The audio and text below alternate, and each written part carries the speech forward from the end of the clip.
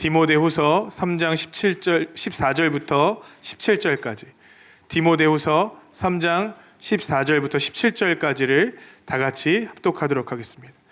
디모데후서 3장 14절부터 17절까지를 다 같이 합독하겠습니다. 디모데후서 3장 14절부터 17절까지. 여기 두 자리가 있습니다. 여기로 오시면 됩니다. 네, 앞쪽에 디모데후서 3장 14절부터 17절까지 우리 다 같이 읽겠습니다. 읽겠습니다. 시작. 그러나 너는 배우고 혹시나 일에 넌 내게 누구에게서 배운 것을 알며 또 어려서부터 성경을 알았나니 성경은 능히 구원에 이르는 지혜가 있게 하느니라. 모든 성경은 하나님의 감동으로 된 것으로 교훈과 책망과 바르게 함과 의로 교육하기에 유익하니 이는 하나님의 사람으로 온전하게 하며 모든 선한 일을 행할 능력을 갖추게 하려 함이라. 아멘. 오늘 말씀을 전해주실 우리 김용희 선교사님 소개하겠습니다. 우리 순회 선교단 우리 사역하고 계시고요. 오늘 몸이 불편한데 악독한 우리 교회가 집회를 취소를 안 했어요. 그래서 우리 선교사님 위해서 계속 기도해 주시기를 바랍니다. 한 가지 부탁드릴 것이 있는데요. 오늘 예배는 축도하지 않고 주기도문하지 않고 오늘 선교사님 통성기도하고 선교사님 기도를 마치려고 합니다. 가실 때 예배 후에 자유롭게 돌아가시면 되는데 부탁드릴 것은 우리 선교사님이 먼저 나가시면 우리 성도님들이 이동해 주시면 좋을 것 같습니다. 부탁드리겠습니다.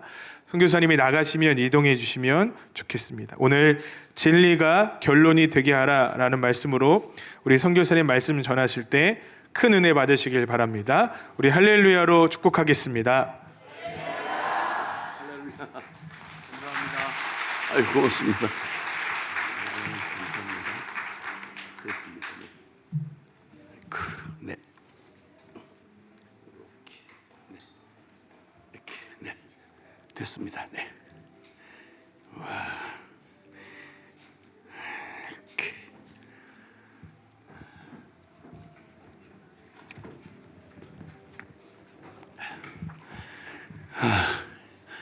우리 주님을 사랑하시는 분만 아멘 하십시다. 아멘, 아멘, 아멘.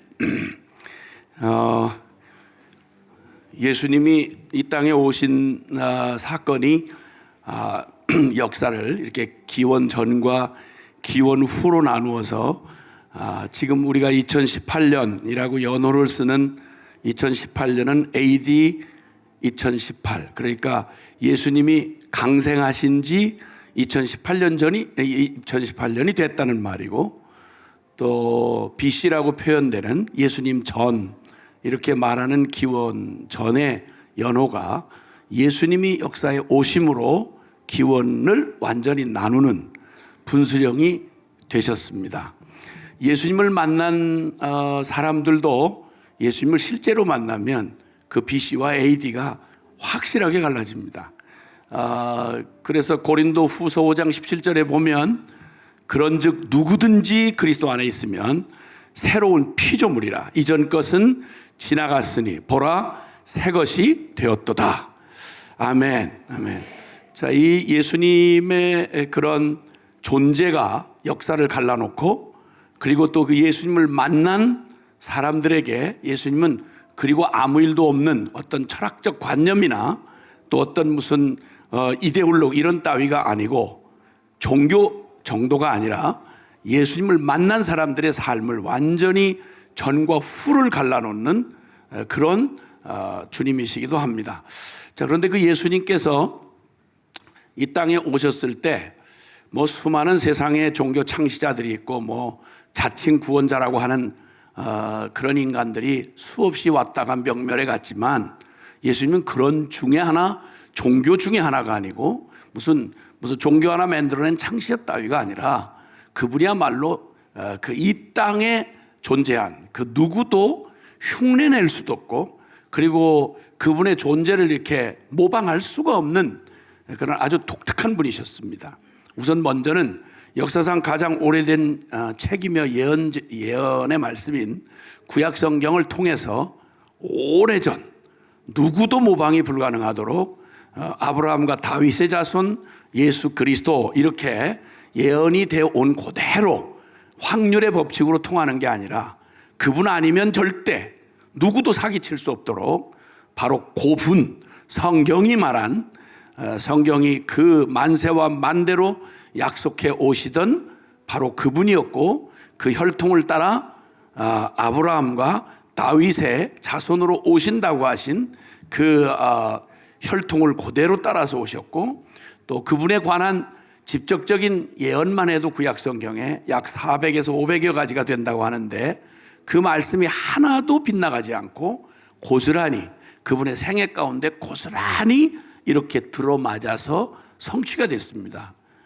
그러니까 이 얘기는 뭐 어마어마한, 이건 무슨 뭐 기적이라고 표현하거나 뭐 이렇게 말할 수 있는 아주 무식하고 천박한 사람이 아니라면, 뭐 기독교인이든 아니든 그걸 무조건 아니고 뭐 그걸 어떻게 믿어요? 이건 무식을 나타내는 얘기고, 그건 그렇게 말장난해서 얼버무릴 수가 없을 만큼 아주 너무도 분명하신 역사적 사건 속으로 직접 오신, 말씀이 육신이 되어 이 땅에 오셨던 예수님이셨습니다. 그리고 그분은 그런 존재적으로만 그런 게 아니라 그분이 공생애를 통해서 정말 똑같은 인간의 몸을 입고 오셨지만 그분이 살아계신 하나님의 아들이심을 드러내실 때 3년 반 정도 되는, 약 3년 반 정도 되는 공생의 기간을 통해서 주님은 뭐 이 요한복음의 표현대로 하자면 그 사건을 앞뒤 경위를 다 풀어서, 그 기적이 전부 다 책 한 권씩이 넘는 얘기인데 그 기적을 다 일일이 다 풀어서 했더라면 아마 이 땅에 그 책을 두기가 부족했을 것이다, 이렇게 말할 만큼 기적의 연속이었습니다. 그 기적도 무슨 뭐 마술하듯이 눈속임하듯이 뭐 이렇게 하는 따위가 아니라, 그건 기적 아니라고 말할 도리가 없을 만큼 정확한 기적만 그랬습니다. 그런데 예수님의 그 3년 반에 정말 육신을 입으셨지만 신적인 존재라고 하는 사실을 드러내준 표적과 기사라고 보통 성경에 나와 있는데, 그런 기적들을 많이 베푸신 중에 예수님의 그 분수령을 이루는, 예수님의 생애의 분수령을 이루는 기적 중에 기적, 그러니까 사복음서가 다 같이 공이 4군데 같이 똑같이 기록한 기적이 바로 오병이어 사건이었습니다. 오병이어. 오병이어라는 말은 그 병이 5개 이런 말이 아니고 떡병자예요. 그래서 떡 5개하고 물고기 2마리, 그 떡 5개하고 물고기 2마리를 가지시고 베세다 광야에서 하루 종일 주님의 말씀에 그냥 혹 빠져들어가서, 어린 아이들도 있었는데 애들의 본성이 보통 이렇게 교육 심리학에서 얘기할 때는 5, 6분을 집중 못한다 그래요. 거짓말이에요. 거짓말. 어떤 걸 하느냐에 따라서 애들 5, 6분이 아니라, 저는 어린이 설교를 했던 사람인데 제가 유치부부터 아이들 이렇게 앉혀놓고 보통 설교를 50분 내지 60분 했어요. 5, 6분이 아니라 꼼짝 안 해요. 꼼짝 안 하고 그냥 뭐, 물론 무서워서 그럴 수도 있겠죠. 유치부 애들도 막 울어요. 감동을 받았는지 무서워서 우는지는 모르지만 어쨌든 내가 하도 난리를 치고 이러니까 애들이 막 5, 60분을 깜짝 이렇게 집중을 해요. 근데 원래 애들은 세상 없는 유명 스타 아니라 뭐 문재인 대통령께서 오셨다, 애들은 앵이에요. 그냥 벌써 헛소리하고 그냥 영보가 와닿지 않는다 그러면 나 집에 갈래 이러면 뭐 천하에 무슨 뭐 스타 개그맨 뭐 별사람 다 갖다 붙여도, 제가 이제 아이들 대형 집회를 꽤 해봤거든요. 제가 주관을 해서 한 10,000여 명 모이는 어린 대형 집회를 할 때 유명한 사람을 불러와도 전혀 안 통합니다. 어른들은 마음에 안 들고 진짜 견디기가 어려워도 우리 어른들의 그 저거는 장점이면서도 단점이, 이렇게 우리가 표정 관리를 잘 하잖아요. 그래서 약간 입끝을 이렇게 올리고 그냥 이렇게 은혜를 받는 것처럼 이렇게 하면서 속으로는 지겹다 진짜, 빨리 좀 끝내라, 이렇게 할 수 있는 게 어른인데 아이들은 절대 그렇지 않아요. 애들은 싫으면 싫다, 좋으면 좋다, 호불호가 분명해요. 그래서 재미없다 그러면 싫어, 나 갈래, 뭐 이러면 이건 뭐 천하의 누구라도 감당이 안 됩니다. 근데 예수님은 놀랍게도 세상에 예수님 같은 진리를 선포하신 분이 어디 있겠어요? 하늘의 진리를 그대로 그 어마어마한 걸 신학적으로 풀어서 만약 논리적인 설명을 하려고 했으면 얼마나 어마어마하고 심오해서 알아들 놈이 누가 있겠어요? 근데 놀랍게도 성경에 보면 예수님의 가르치심은 서기관, 그 당시도 신학자들이 있었거든요. 그 당시도 대단히 말 잘하는 달변가들이 있었거든요. 네, 서기관과 바리새인들 같지 아니하고 권세 있는 자와 같음이러라. 아멘. 말은 많다고 능사가 아니고요. 많이 폰으로 놓고 듣는 사람도 모르겠고 하는 저도 모르는, 너무 쩍쩍쩍쩍 이렇게 하는 바람에 정신없이 말하는 건 잘하는 게 아니에요. 자기를 과시하려고 하는 거지. 정말 사람을 섬기는 사람은 이 말을 하는데 내가 얼마나 유식하냐, 얼마나 대단한 실력을 가졌냐, 이거에 관심 없고 듣는 사람이 내가 전하려고 하는 내용을 정말 정확하게 핵심과 본질을 알아듣도록 그렇게 전할 수 있는 사람이 진짜 잘 전하는 사람이죠. 근데 예수님은 당신 자신이 진리시면서 그분이 하루 종일 메시지를 전했는데 식사할 겨를도 없이 온종일 벳세다 광야에서 아이들도 많았는데 애들이 거기 조용했다는 말은 알아들었단 말이에요. 그리고 진짜 매료됐다는 얘기예요. 꼼짝 안 하고 듣고 있었으니까요. 놀라운 거예요. 진짜 놀라워요. 그래서 이게 짧게 하는 것만 능사는 아닌 것 같아요. 왜냐하면 예수님이 길게 했거든요. 아니 제가 지금 저녁까지 하겠다 이런 얘기는 아니니까 걱정하지 마시고, 시간이 딱 정해져 있어요. 정해져 있어서 저를 들고 나가버릴 거예요. 아마 오래 하면. 그래서 걱정하지 마시고, 이게 시간이 딱 정해져 있기 때문에. 자, 그런데 어쨌든 그 오병이어 사건은 진짜 수많은 소경의 눈을 뜨고 간진뱅이가 일어서고 벙어리가 노래하고 기적을 베푸는 수많은 기적들이 있는 중에 왜 이 기적이 그렇게 독보적으로 두드러진 기적이 되느냐? 여러분, 뭐니 해도 사람은 먹는 겁니다. 다른 거 없어요. 먹는 거예요. 배고파 죽겠는데 하루 종일 은혜를 받고 끝났다 싶은데 휘청하는 거예요.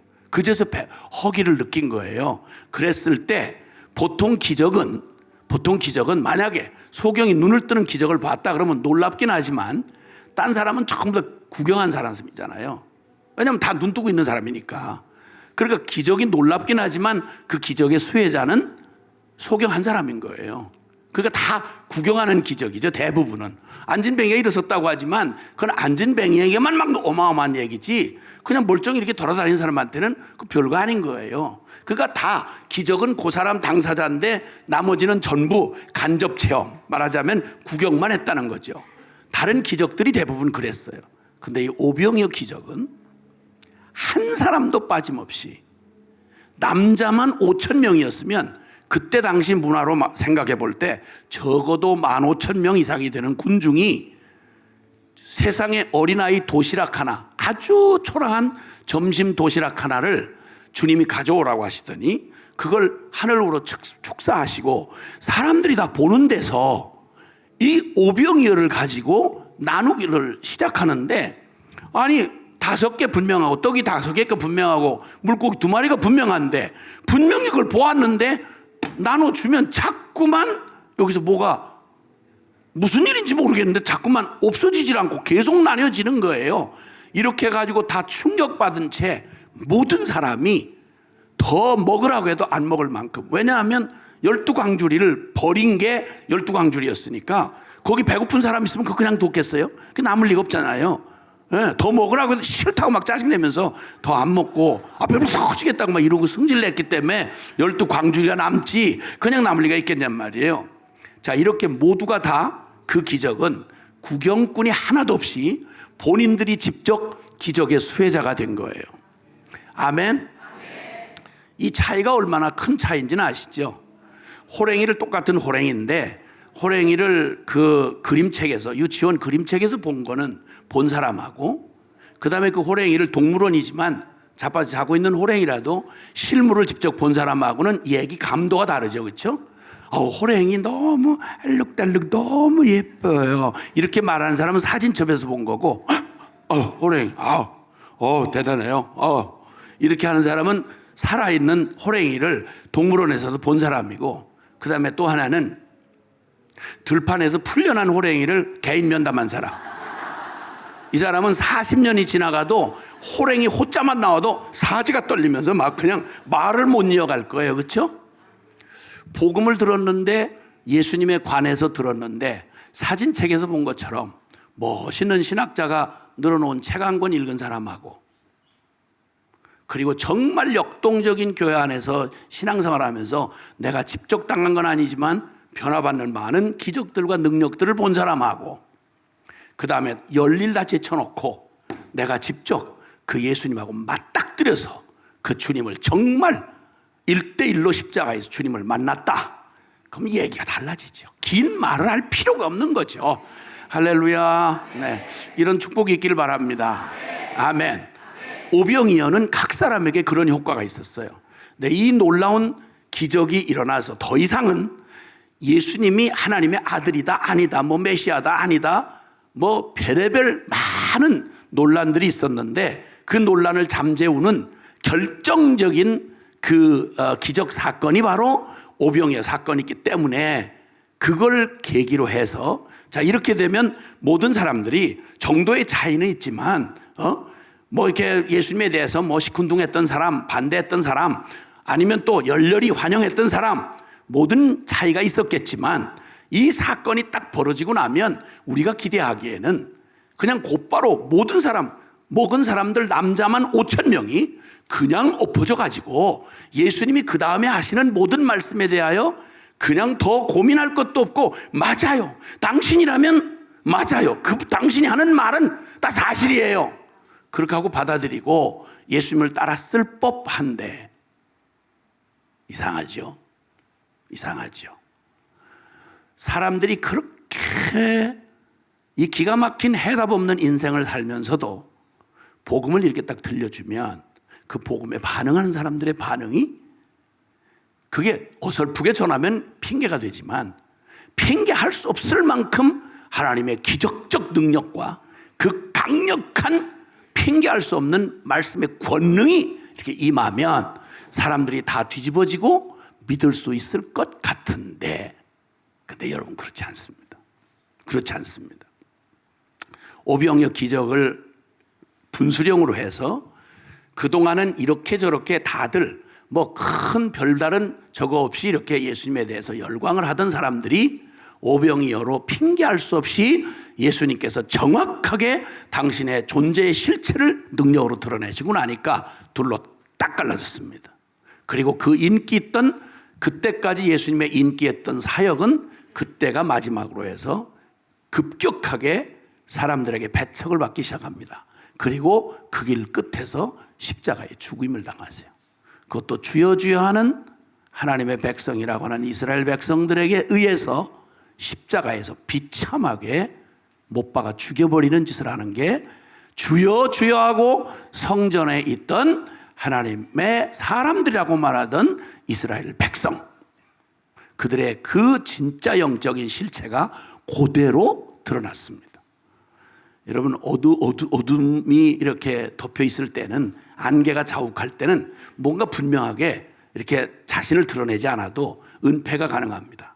그러나 진리가 명확하게 드러나면 사람들은 그 중심에 있는 바에 그 실체를 숨길 수가 없습니다. 그 마음의 실체가 그대로 드러나는 것입니다.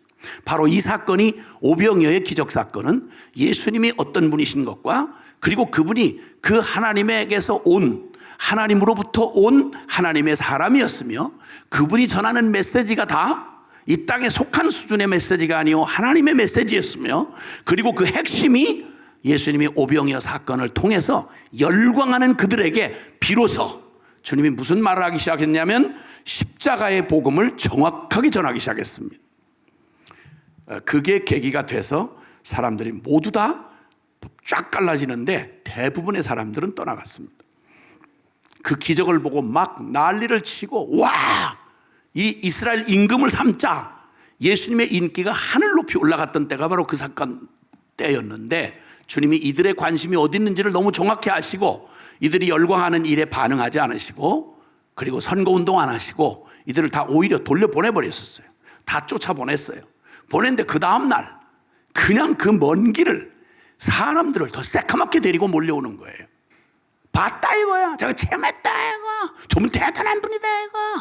뭐 이러고 난리도 아니고 더 데려왔어요. 그때 주님이 몰려오는 군중을 향해서 이렇게 말씀하세요. 너희가 나를 찾는 까닭은 내가 기적을 베푸시는 이 주님이 무슨 요술 부리고 맛을 부리고 너희 욕심 채워주는 분이 아니고 성경이 말한 너희의 영원한 생명을 주려고 보내신 하나님의 메시아라는 사실을 알게 하려고 기적을 베풀었는데, 근데 여기에 온 사람들의 원하는 것은 썩지 않을 영원하는 영생하는 생명을 구하러 온 게 아니라 그 한 끼 기적, 그 능력, 축복 이런 것들, 이것 구하러 온 거예요. 그러니까 썩을 양식을 위하여 구하지 말아라. 한 끼 밥이야 먹으면 또 저녁이면 또 배고프지 않냐? 너희가 세상에서 이것 때문에 난 불행하다, 이거 있어야 되겠다라고 말하는 그것들은 대부분 너희의 그 삶에 큰 의미가 없는 것들이다. 너희에게 진짜 필요한 건 너희가 저 무섭게 하나님을 떠나 하나님 없이 살아가는 전멸망당할 그 운명을 가지고 있는 죄된 운명에서 구원하고 영생을 주시는 것이다. 그러니까 인간 수준의 욕구가 아니라 하나님이 너희를 사랑하셔서 주고 싶어 하시는 하나님의 수준의 영생하는 선물을 주기를 원하신다. 이렇게 말씀을 하신 거예요. 이랬더니 하나님 예수님에게 그 썩을 양식을 구하던 기적, 축복, 능력, 성공, 문제 해결, 소원 성취, 이걸 구하던 사람들이 이거 뭐야 이거? 그리고는 간만 보고도 그냥 떨어졌어요. 다들 뿔뿔이 예수님의 말 알아듣기 어렵다는 거예요.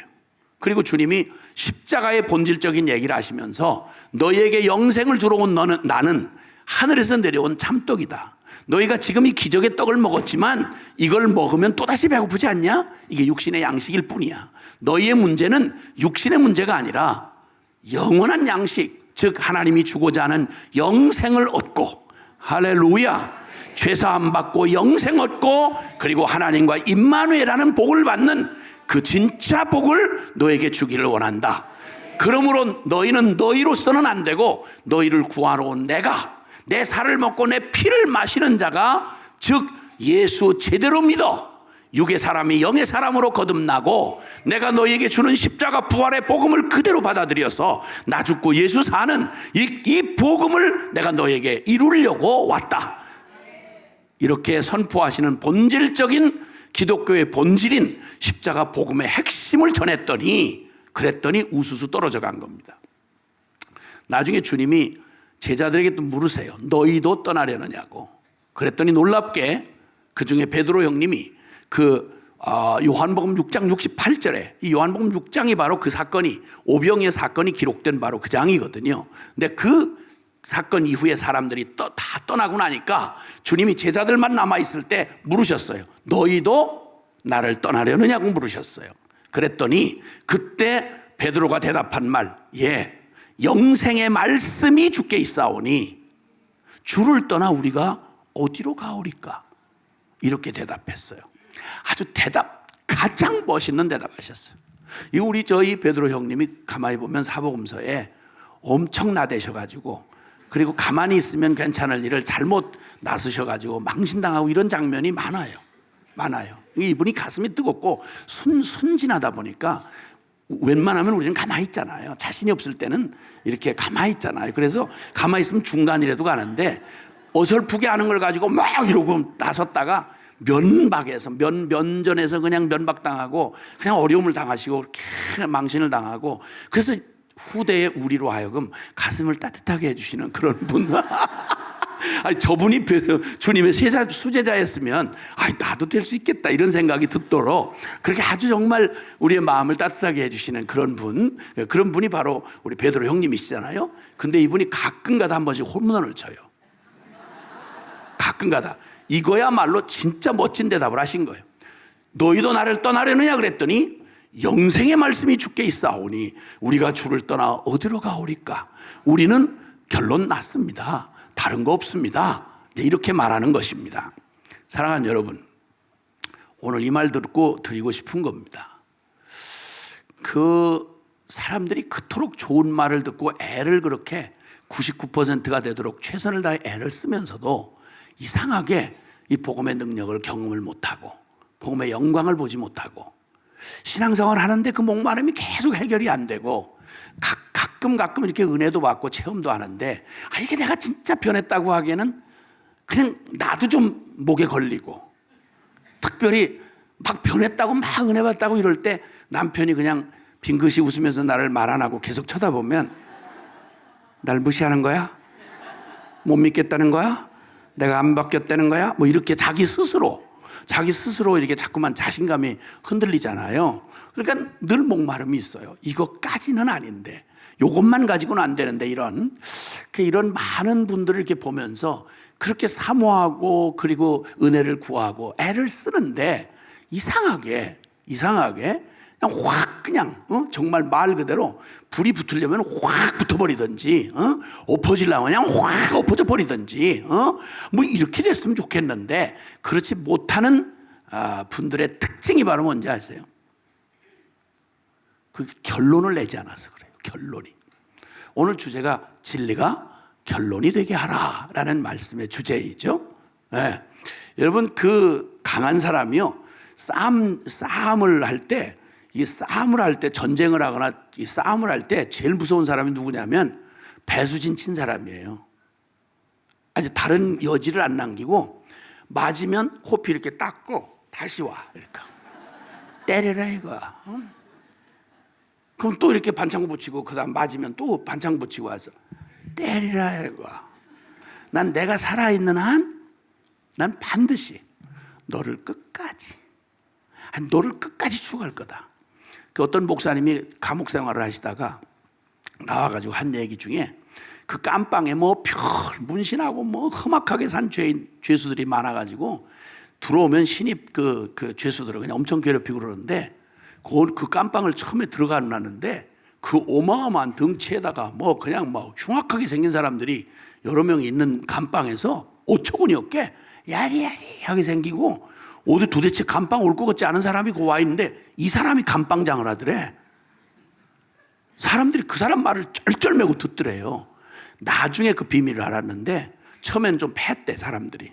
그랬더니 이 사람이 코피를 이렇게 닦으면서 얘기를 하더래. 그래, 나를 차라리 죽이는 게 편할 거다. 왜냐하면 너네가 나한테 나를 못 죽이면 내가 손에 힘이 남아있는 한 언제든지 너 다음부터 밤에 잘 때 조심해라.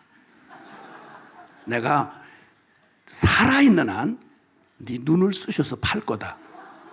이 말을 한마디 던졌는데 그 어마어마한 사람들이 잠을 못 자는 거예요. 이게 밤중에 갑자기 저놈이, 그건 힘이 필요하지 않잖아요.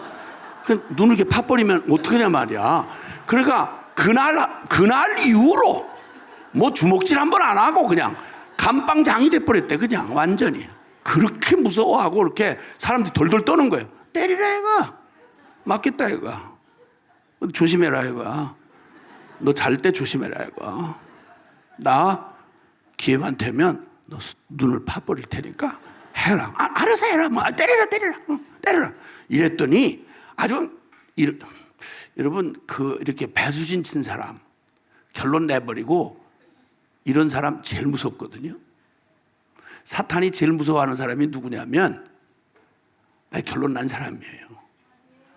나 건드려라. 너 사탄, 너 나 건드려봐라. 아니, 하고 싶은 대로 해라. 나 잃을 거 없어. 나 주님하고 이미 죽었어. 뭐 자존심? 야야야야. 뭐 재물? 다 가지가. 나 벌써 나 결론 난 사람이야. 하여튼 너는 내가 숨 붙어 있는 한 너는 하여튼 눈을 파버린다. 이렇게 결론 낸 사람처럼 무서운 사람이 없어요. 주님은 성경에 순결한 마음, 그걸 단마음이라고 표현해요.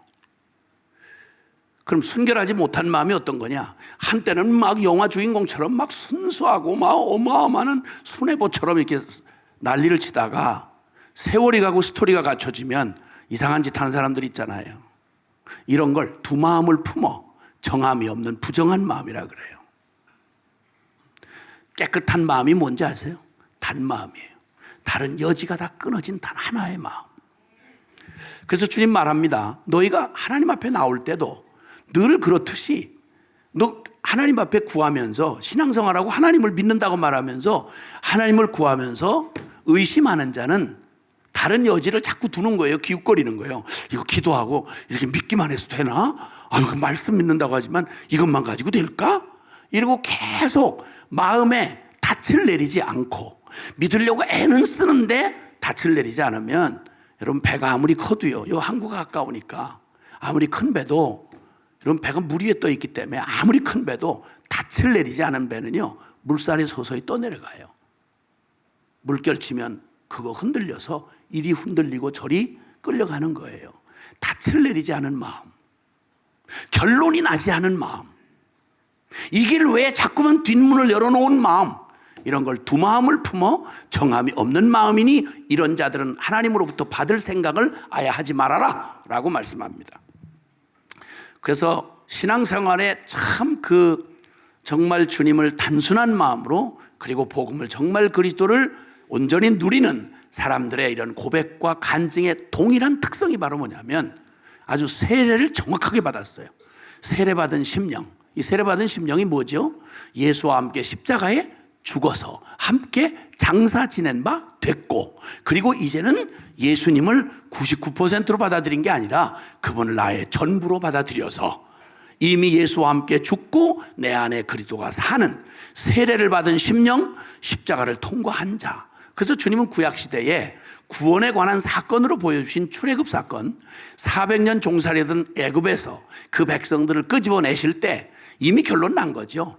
400년 종살이 노예 생활, 상상도 못할 끔찍한, 거기에 이미 결론 난 거 아니겠어요? 아니, 죽는 것보다 못하잖아요.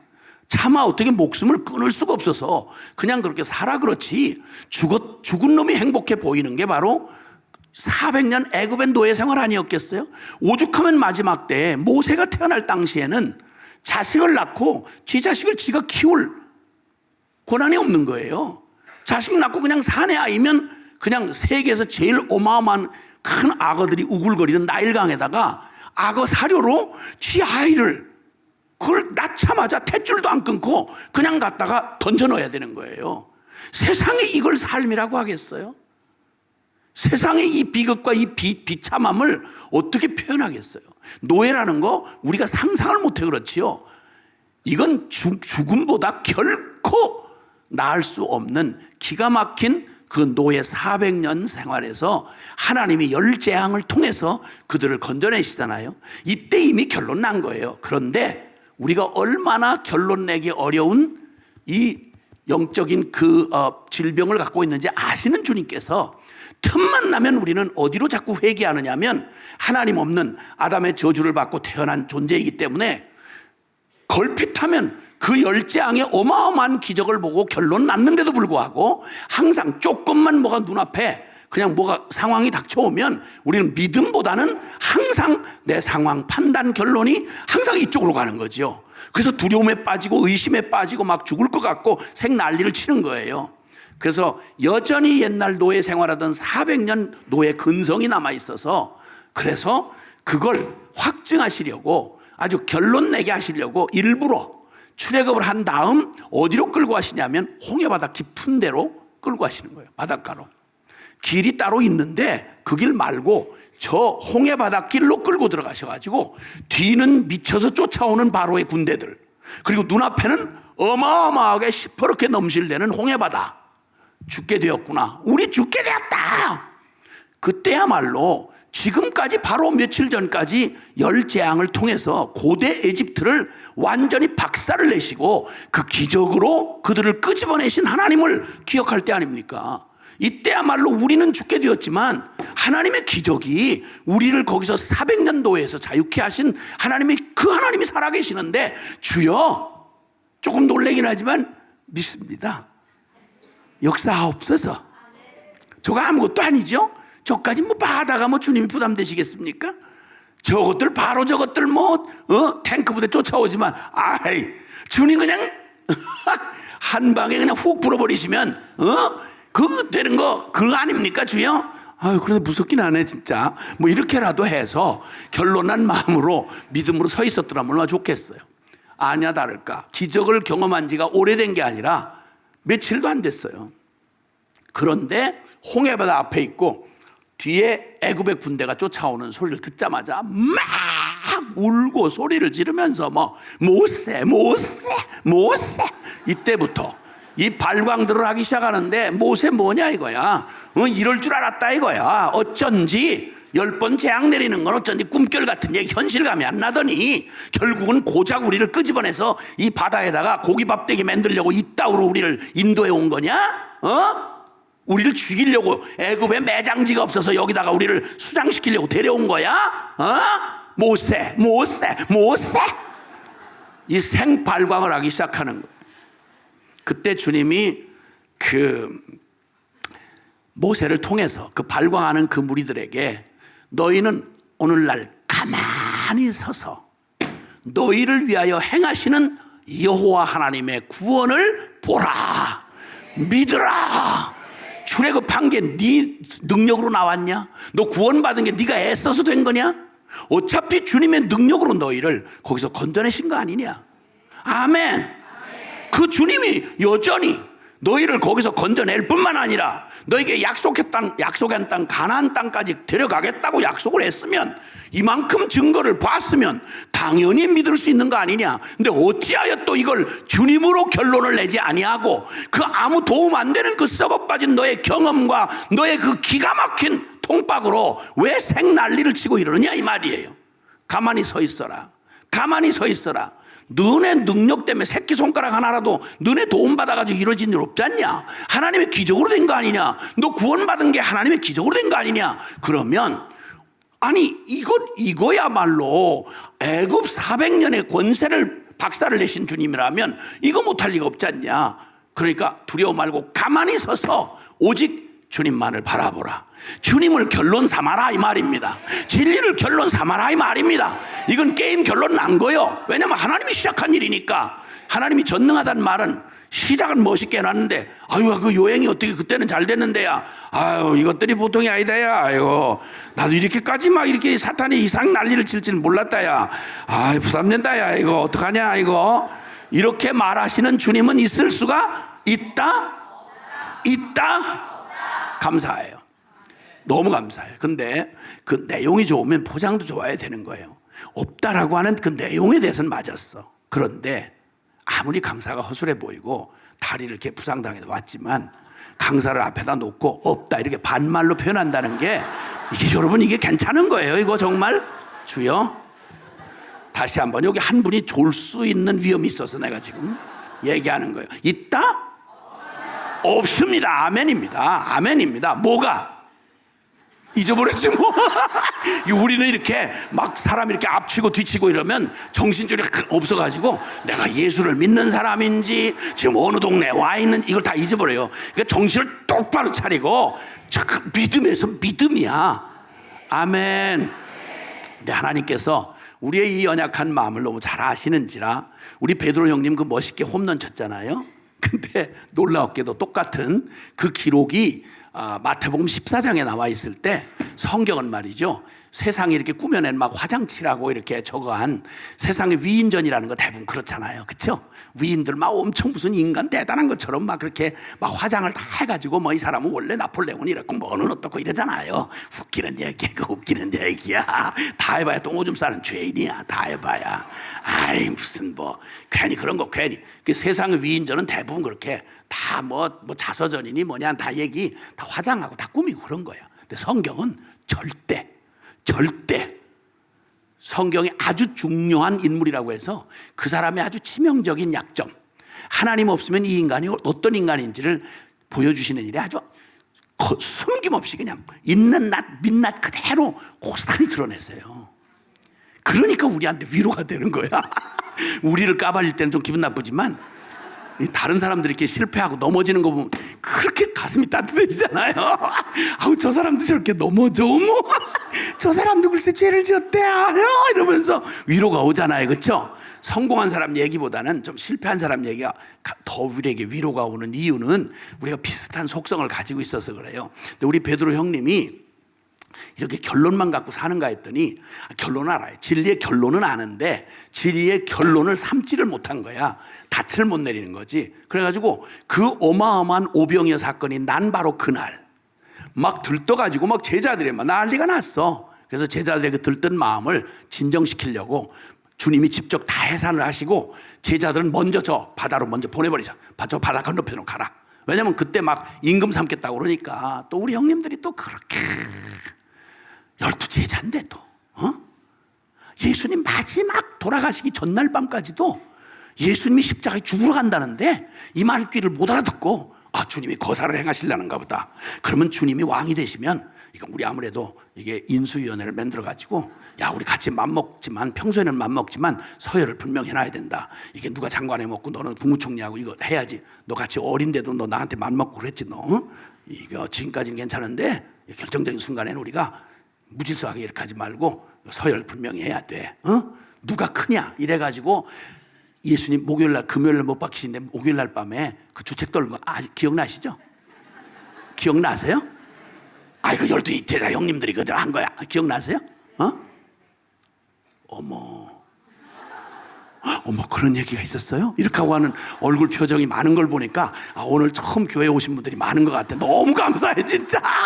너무 감사해. 근데 모태신앙이 있다고 아리까리하게 대답. 나 20년 동안 교회 다녔는데 그런 얘기도 있었어요? 이런 모태신앙들은 아주 흉악한 모태신앙들이에요.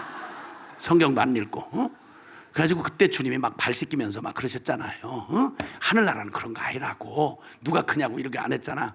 오병의 사건 났더니 그 병이 발동을 해가지고 임금 삼겠다고 하니 제자들이 가만히 있겠어요? 나다 이거지.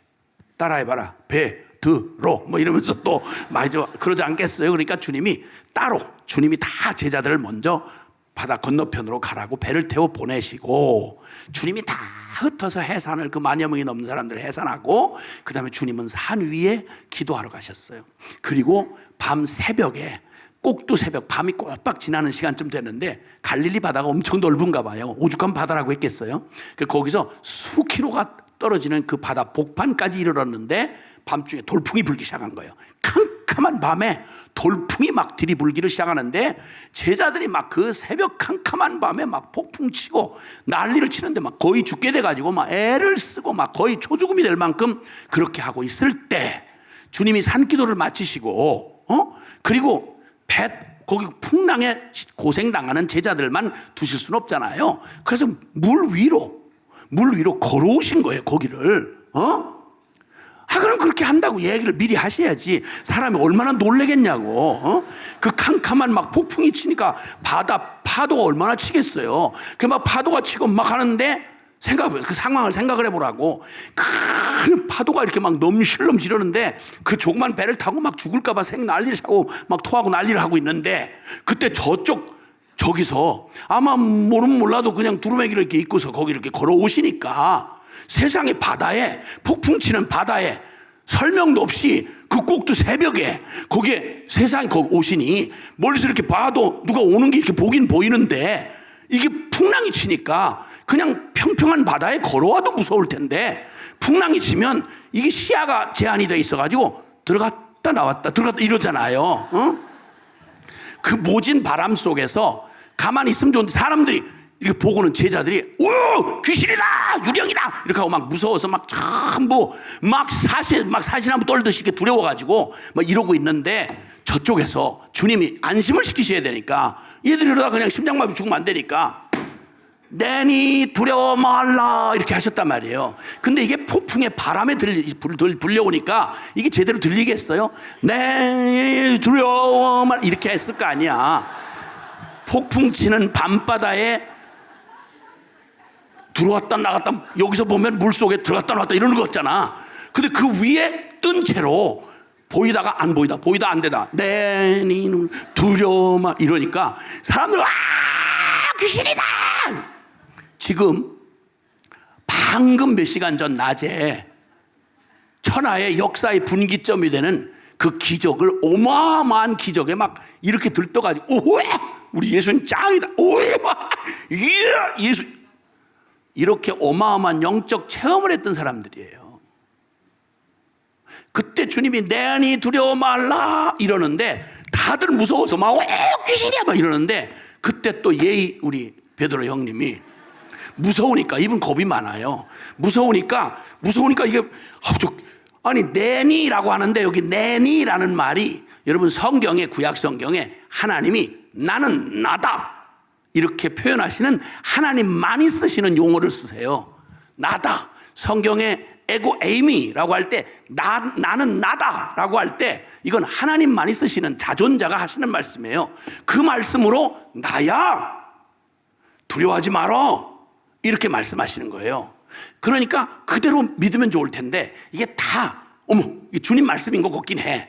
그런데 베드로가 반은 겁이고 확인을 하고 싶어서 정말 주님이에요? 그러면 진짜 주님이면 나보고 한번 물 위로 오라고 해봐요. 이렇게 했단 말이에요. 그랬더니 주님이 그 말에 곧바로 와라 이렇게 된 거예요. 아니 말은 꺼내놓고 주님이 와라 그러니까 주님인 건 분명한데 무섭잖아요. 물 위로 어떻게 들어가? 그래서 물 위로 붕덩 뛰어 들어갔어요. 그리고는 막 이렇게 하는데 허우적일 줄 알았는데 자기 발이 물 위에 뜨는 거야. 그리고 막 이렇게 걸어가는 거야. 그러니까 진짜 주님이라는 사실도 분명해졌는데 문제는 내가 지금 이 바다 위를 내가 걸어가? 이러다가 바람이 휙 하고 불잖아요.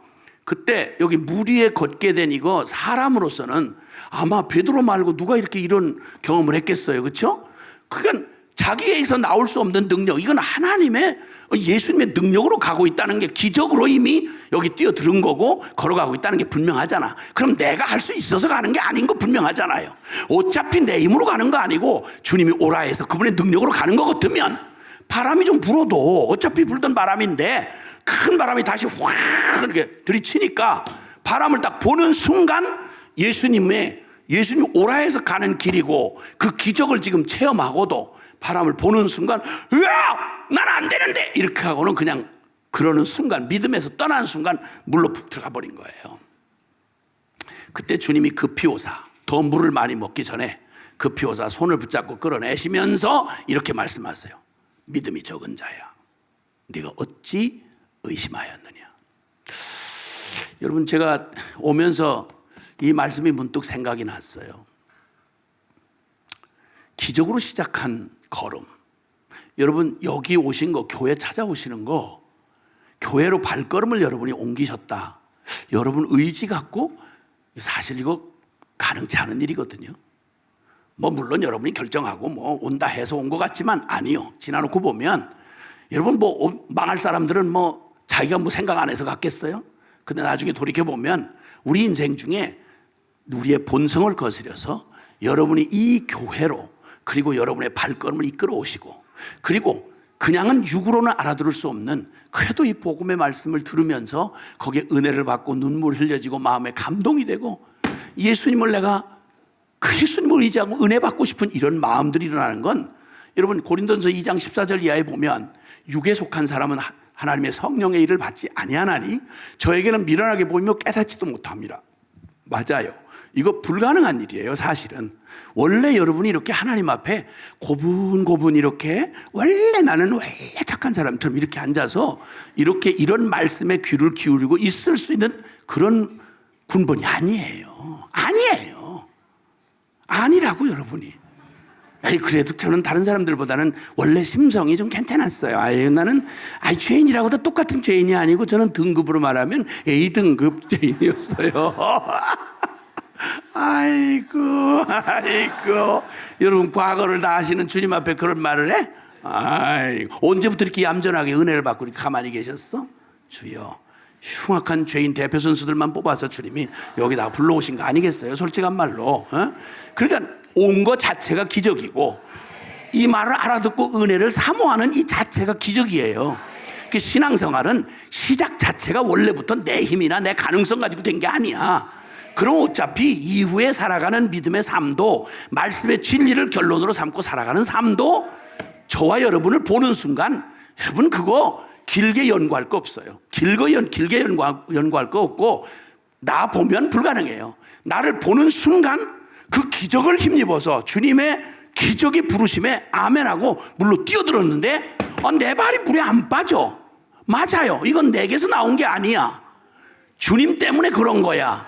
그러면 바람이 불든지 조금 흔들리든 상관없이 어차피 내 힘으로 시작 안 된 거, 주님 앞에 가는 거, 이제 바람이 불거나 말거나 나는 어차피 안 되지만 약간 두려움이 공격하지만 주님을 결론 삼아서 주님이 저기서 날 오라 하신 주님이 날 지금 향해서 계시니까 그냥 믿음으로 걸어갔으면 좋으련만 믿음으로 시작해놓고 믿음으로 살아가다가 어느 날 내 힘으로 해보려고 딱 방향을 바꾸는 순간 곧바로 그냥 연습할 것도 없고 네 주제로 하자면 물에 빠져야 정상이니까 그 물에 빠져 들어가는 순간 주님께서 이 믿음이 적은 자야 왜 의심하였느냐 그리고 그를 잡아 일으켜 올리시는 거예요. 아멘. 믿음으로 그렇게 주님의 부름받아 12 제자로 출발을 했다가 이 사복음서를 읽다 보면 이미 결론 난 거잖아요. 세상 다 버리고 주님 따르기로 이렇게 나왔으면 결론 난 거 아니겠어요? 근데 아니에요. 오늘도 여기 단적인 사건이지만 베드로의 삶에 결론 난 믿음으로만 살질 못하고 때때로 우리는 풍랑에 두려움에 닥쳐지는 시련에 나의 절망에 나의 무능력에 때때로 흔들려서 나를 보다가 난 안 되나 봐. 난 틀렸어. 그건 믿음 좋으신 분들 얘기고 그건 대단한 아브라함은 아브라함에서 그랬고 요셉은 요셉이라 그렇지 내가 요셉이야?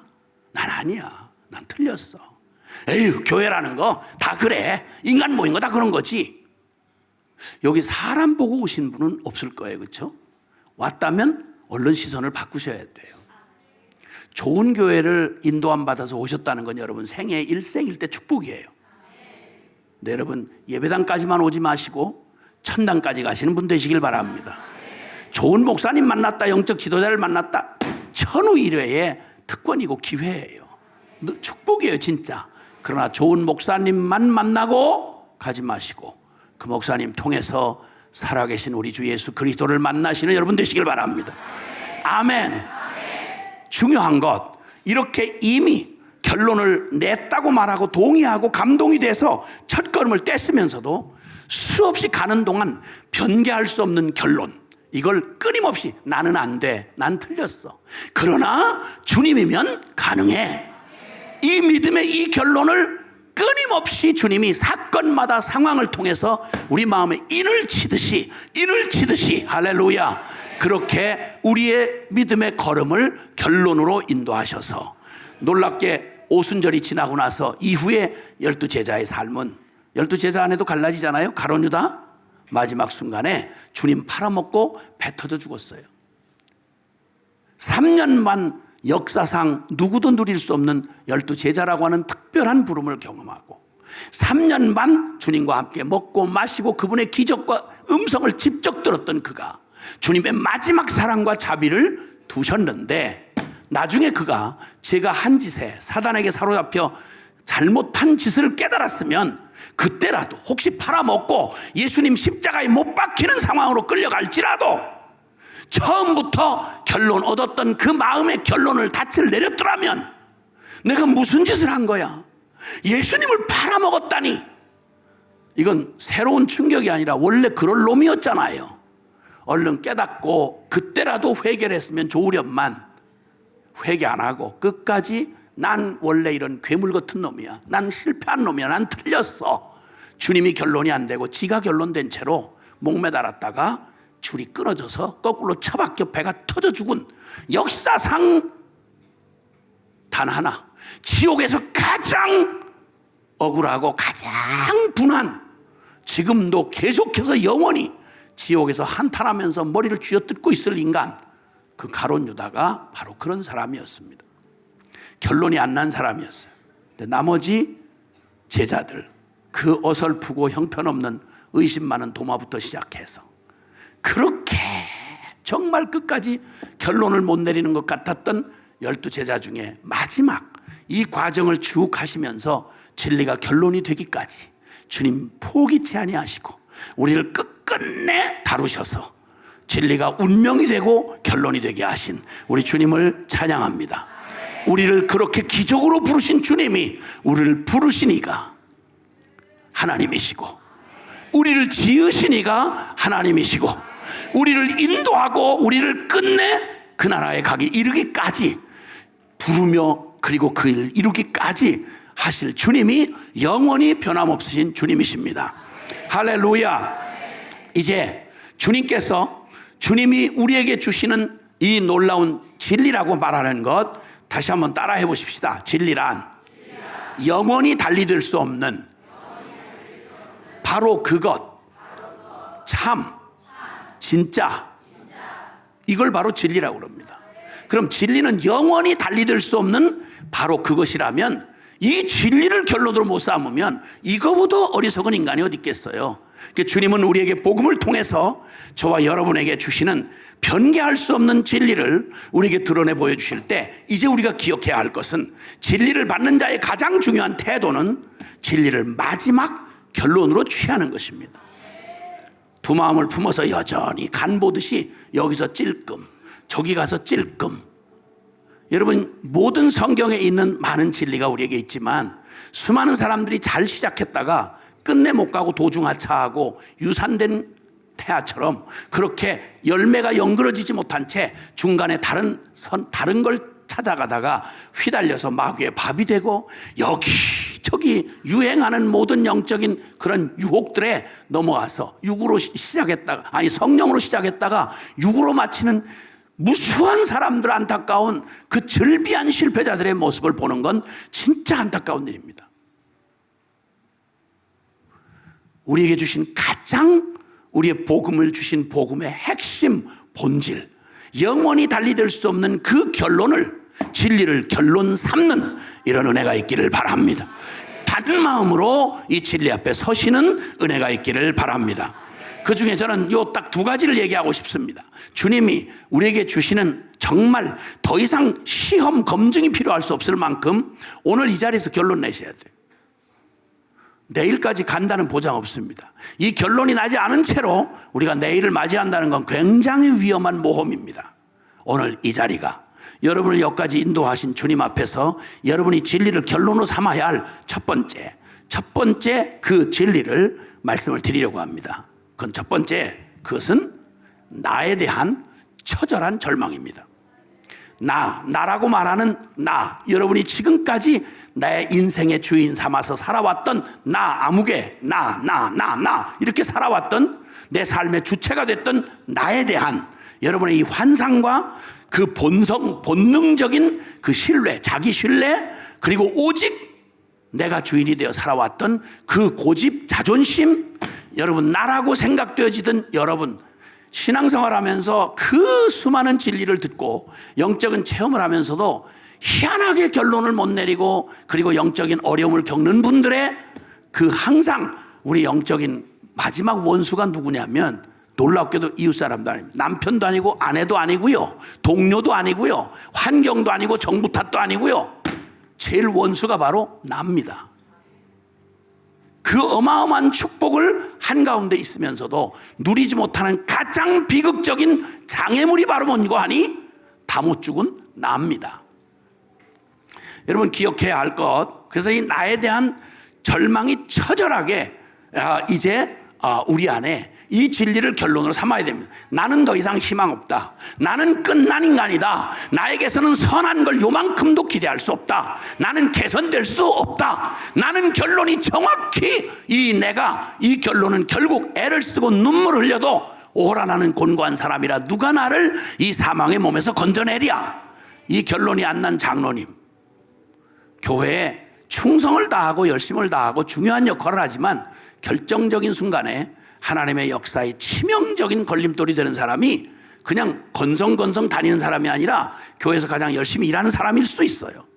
다 못 죽은 장로님이 교회에 가장 걸림이 될 수 있고요. 선교지 나간 선교지에서 가장 선교의 마지막 장애물이 누구냐면 다 못 죽은 선교사일 수 있어요.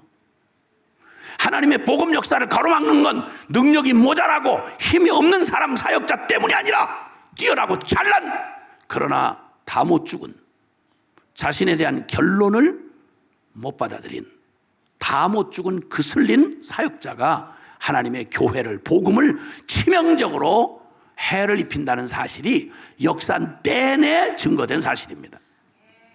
다 못 죽은 교인들, 그 믿을 게 요만큼도 없는, 더 이상 검증이 필요하지 않는 나에 대한 미련을 여전히 부둥켜 안고 그 알량한 자존심을 끝까지 못 버리고, 그리고 그 허접한 자신의 통박과 제 경험과 제 똑똑한 거 이거 의지하고, 그래서 못 믿겠다는 거죠. 은혜는 받는데 결론을 진리로 삼지 않고 여전히 내가 보기에는, 내가 생각하기에는, 나는 이렇게 하는 사람에게서 주님은 당신의 영광을 드러낼 수 없습니다. 자, 그러면 여러분 다른 거 그만둬 놓고, 사실 나에 대한 이 절망이라고 하는 사실, 내가 어떤 존재냐, 성경은 누누이 저와 여러분이 아담의 저주를 받고 혈과 육으로 태어난 거듭나지 못한 나의 옛사람, 내가 주체가 되어 살아가는 내가 얼마나 소망이 없고 얼마나 하나님 앞에 반역적이며 얼마나 진리에 순종할 수 없는 자인지를 아주 지겨우리만큼 내내 역사와 증거를 동원하고 진리의 말씀을 동원해서 우리에게 수없이 말해주고 있습니다. 자, 그러면 그런 나에 대해서 성경이 말하는 몇 가지의 말씀만 우리 한번 살펴보도록 하겠습니다. 한번 보시겠습니까? 자, 에베소서 2장을 한번 가보십시다. 에베소서 2장, 성경에 에베소서 2장 우리 1절부터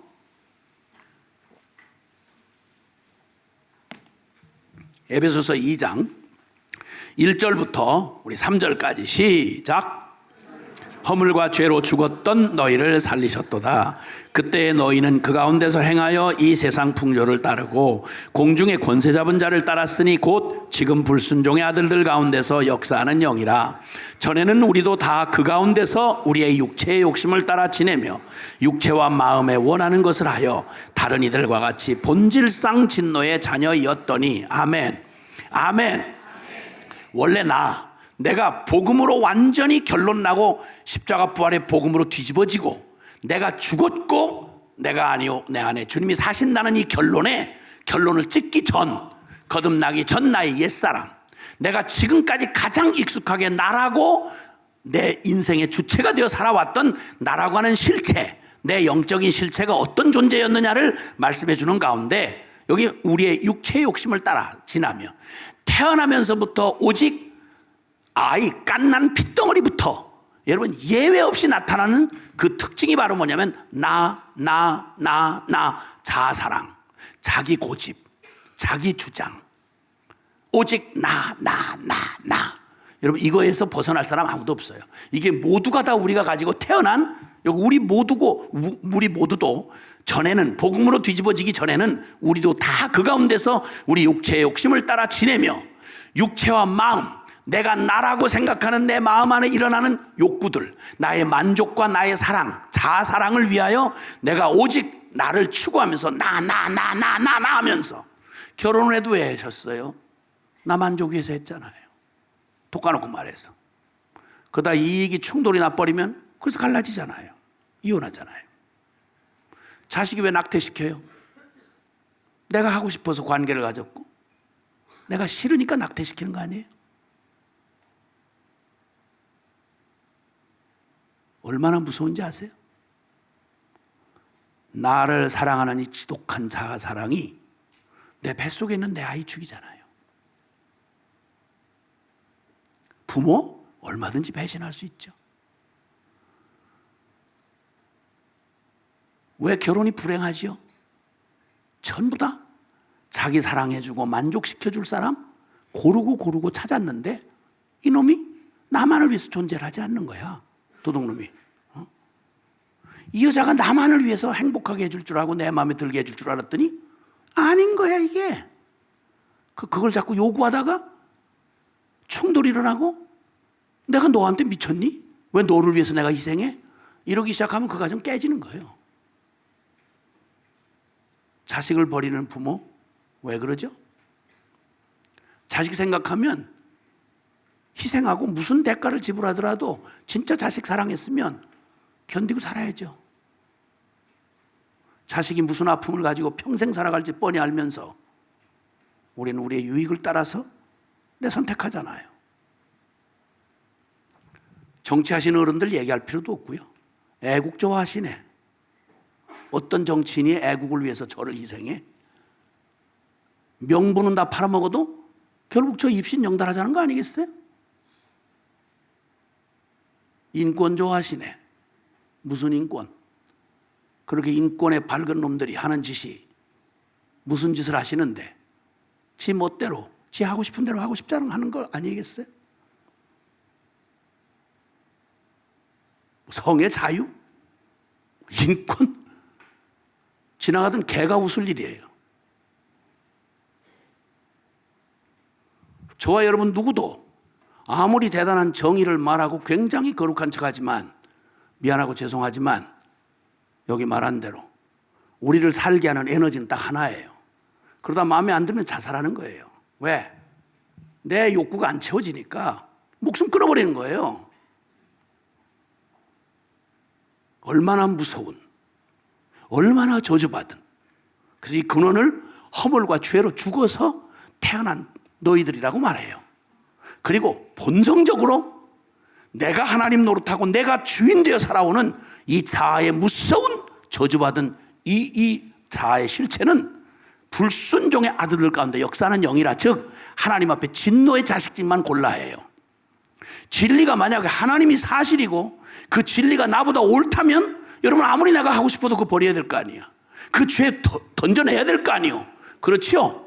조금만 권세 있는 사람 앞에 가도, 아니 계급 조금 높은 사람 앞에, 사령관 앞에 가서 어떤 쫄따구가 가서 어휴 나 마음에 안 드는데 사령관님 뭐 별로 제 분위기가 안 맞습니다, 생각해 보겠습니다, 잘 안 믿어집니다, 이런 미친 말을 할 놈이 있겠냔 말이에요. 없어요.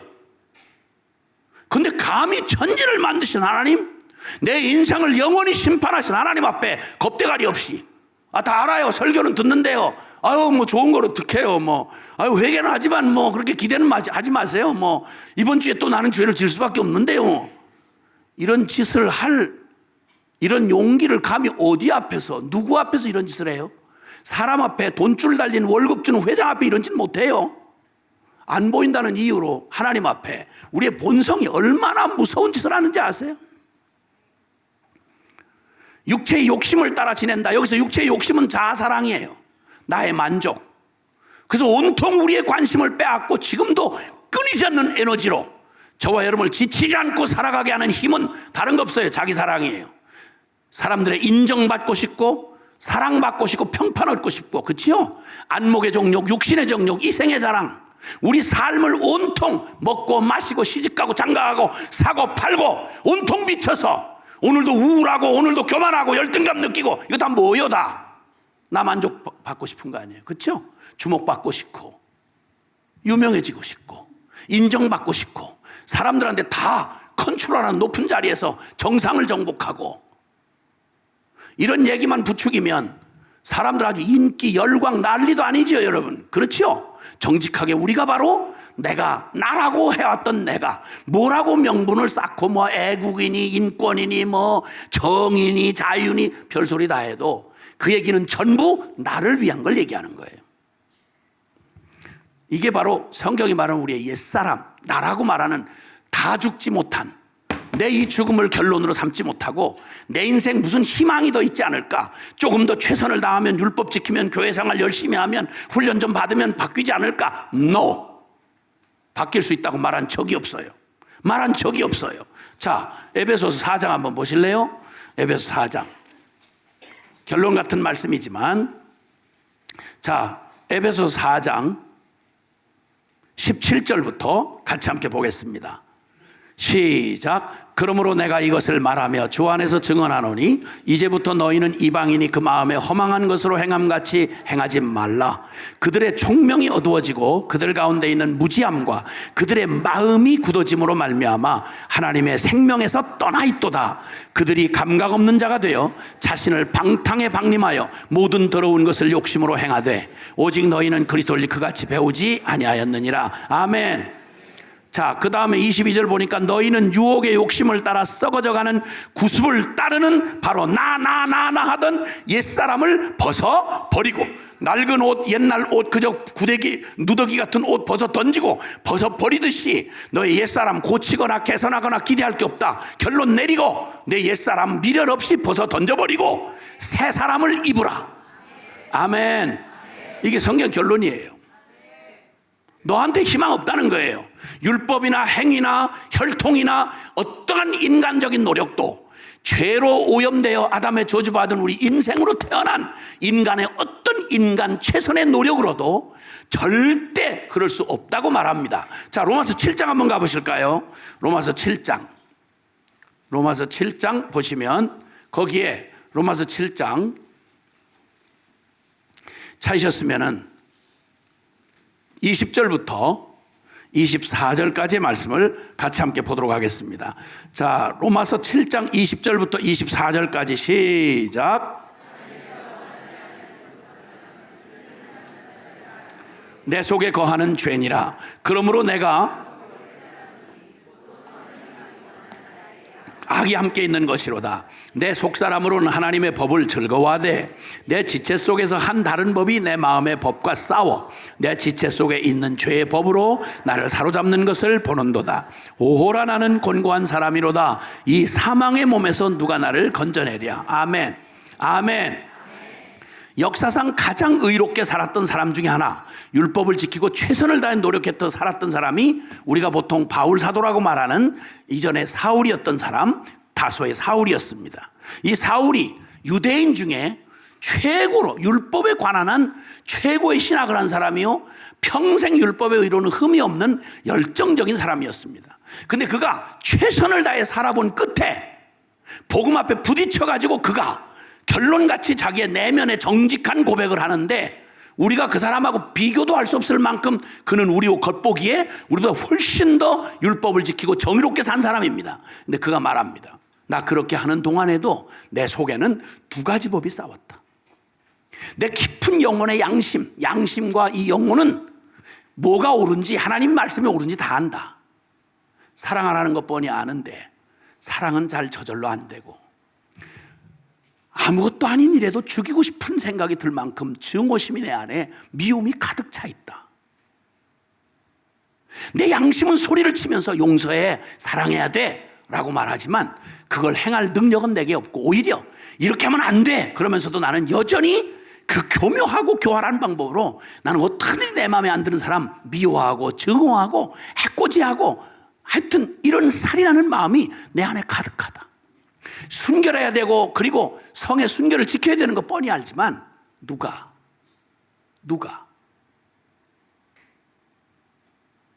이렇게 하면 더럽고 추잡한 짓인 줄 알면서도 내 안에 부글부글 끓어오르는 날마다 떠나지 않는 이 더러운 정욕과 음욕이 내 안에 나를 자꾸만 괴롭힌다. 이러면 안 돼, 부끄러운 짓이야, 하나님이 이가 저주받아, 안 돼 이러면서도, 남에게는 그걸 요구하면서도, 누가 뭐라고 그러면 손가락질하고 정죄하면서도 내 영혼은 그렇게 소리를 지르는데 내 안에는 내가 원하지 않은 다른 내가 있어서, 또 다른 내가 있어서 육신의 죄의 정욕이 나를 사로잡아 끌고 가는도다. 싸우는데 해봤자 남이 무서워서 죄를 짓는 데까지는 못 가지만, 그러나 여전히 나는 날마다 내 안에 이 정욕과 싸움질하는, 내 속을 들여다보시는 주님 앞에서 내 양심을 비춰보면 난 부끄러워 말할 수가 없다. 왜냐하면 내 마음이 진짜 나니까. 근데 진짜 나의 모습은 겉으로 이렇게 잘 점잖고 규모 있고 아주 윤리 도덕 지키고 믿음 좋아 보이는 내 겉모습과, 주님은 절대 사람을 외모로 보지 말아라, 나의 호하는 중심을 보느니라. 아멘. 그러면 겉모습은 꾸밀 수 있지만, 법이 무서워, 대가가 무서워서 차마 그 짓을 저지를 수는 없지만, 허락만 된다면 우리는 무슨 짓이라도 할 수 있는, 이 안에 연습이 필요 없을 만큼 나의 옛사람의 정욕이 나를 사로잡아서 나를 끌고 간다. 오호라, 나는 곤고한 사람이라 누가 나를 이 사망의 몸에서 건져내랴. 율법으로 연습하고 아무리 애를 써도 갈고 닦아도 수십 년이 지나도 나이를 먹고 늙어도 인생 경험을 가져도 말씀을 가르치고 신학을 해도 내 나라고 말하는 나의 의지는 이렇게 박약하고, 나는 이렇게도 악하다, 내게 선한 게 나올 게 없구나, 나는 곤고한 사람이라 누가 나를 여기서 건져주랴. 이게 바로 성경이 진단해주는 우리의 옛사람, 나의 오직 우리의 그 육적인 거듭나기 전 결론을 다 찍지 못한 다 못 죽은 나의 실체가 바로 이렇다고 성경은 수없이 말해주고 있습니다. 자, 여러분, 굳이 성경의 진리가 아니더라도 여러분 조금만 양심적이고 정직하신 분들이라면 나라고 하는 거 이거 믿을 수 있습니까? 여러분 내 마음 믿을 수 있으세요? 초심 잘 지켜지십니까? 첫 마음 말입니다. 교사들이 교생 실습하면서 처음 가졌던 숭고한 마음만 잃지 않았더라면 한국의 공교육 이렇게까지는 안 갔겠죠. 정치하려고 교대를 간 사람은 없을 텐데 웬 정치 맛을 본 사람들이 이렇게 교사들이 많아? 에? 처음부터 그거 계획하고 거길 들어갔나? 딸리는 성공할 길이 없으니까. 저는 인간에게 있어서 마지막 양심이 저는 교사라고 생각해요. 봉급이 얼마냐가 중요한 게 아니라 이 시대의 운명에 가장 깊은 영향을 주는 사람들은 어쩌면 초등학교 교사들일 수 있어요. 청소년들을 가르치는 중고급 교사일 수 있어요. 대학 교수는 별로 그렇게 사람 인격에다 영향을 줄 만한 사명감을 가진 분도 별로 많지 않고 별로 기대할 거 별로 없어요. 죄송합니다, 교수님들한테. 제가 전국 교수대회에서 가서 얘기했어요. 선생이란 말, 교수란 말 함부로 즐겨하지 말아라. 주님이 말했다. 마이 선생 되지 말아라. 선생된 자의 받을 심판이 크기 때문이다. 우리가 영원한 구주라고 말하는 주님을 우리는 달리 표현할 때 선생님이라고 그럽니다. 선생이란 숭고한 부르심이 거기 가서 촌지에 관심이 있고, 선생이 오죽할 짓이 없었으면 정치판에 나섭니까? 초심을 잃어버린 사람들, 사람의 생명을 다루는 의사가 돈맛을 보고 사람을 세상에 인간의 생명을 다루는 의사가 직업적으로 만약에 마음을 팔아먹었다, 그거 진짜 비참한 인간입니다. 법관이 사회적인 권위를 부여해 주니까 제가 쓰는 건 줄 알고 오만방자해서 여기저기 부정한 일에 정치 법관이 있다? 이게 말이 되는 얘기입니까 이거? 다 무슨 말입니까 이거? 초심 잃어버린 거 아니에요? 누가 처음부터 그렇게 되고 싶었겠어요? 근데 여러분 마음을 여러분 지킬 수 있습니까? 안 돼요. 아마 양심 있는 분이라면 다른 사람이 성경이 뭐라고 결론 내려주기 전에 아이고 나 같은 놈 소망 없습니다. 난 안 됩니다. 결론 이미 났어야 돼요. 결론 이미 났어야 돼요. 먼저는 나에 대한 절망을 굳이 얘기할 거 없고 지금 말한 대로 우선 먼저 내가 가지고 있는 나의 생명, 이 자아의 생명이 소망 없다는 거 이미 알고 계시잖아요. 아담의 저주를 받고 죄인으로 태어난 우리는 영이 죽어서 태어나서 영적 기형하여 어쩌면 부모가 에이즈를 가지고 있는 아이들이 유아 에이즈 환자들이 있어요. 면역 결핍증 환자들. 얘들은 태어나면서 그 저주를 안고 태어나는 거예요. 우리가 꼭 그렇게 영적 죄에 대하여 후천성 면역 결핍증이 아니라 죄에 대하여 선천성 면역 결핍증이잖아요. 죄를 벗어날 수가 없어요. 그냥 죄가 침투에 들어오면 고스란히 침몰당하는 거예요. 많이 배운 놈이든 귀족이든 천민이든 상관없이, 성직자든 평신도든 상관없이, 이게 우리의 기가 막힌 일이에요. 그리고 죄의 노예 아닙니까?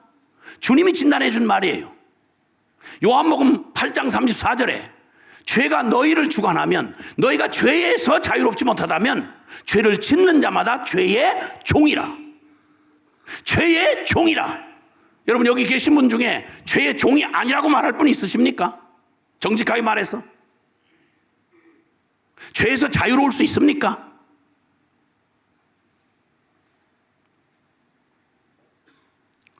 죽을 날 뻔히 받아놓고 태어났습니다. 생일을 우리는 축하해 주지만 미안하고 죄송한데 다 길어봐야 100년 미만입니다. 저도 갈 날 얼마 안 남았고요. 여기 젊은이들이라고 해서 갈 날이 멀리 남아있는 거 아닙니다. 미안해요. 그 사실인데 어떻게? 뭐 죽는 사람이 나이 늙어서만 죽는 줄 아십니까? 아니요. 사고로 죽고 전쟁터에서 죽고 자살해서 죽고. 여러분 죽는 비율로 말할 때 연령대별로 보면 젊은이가 가장 많아요.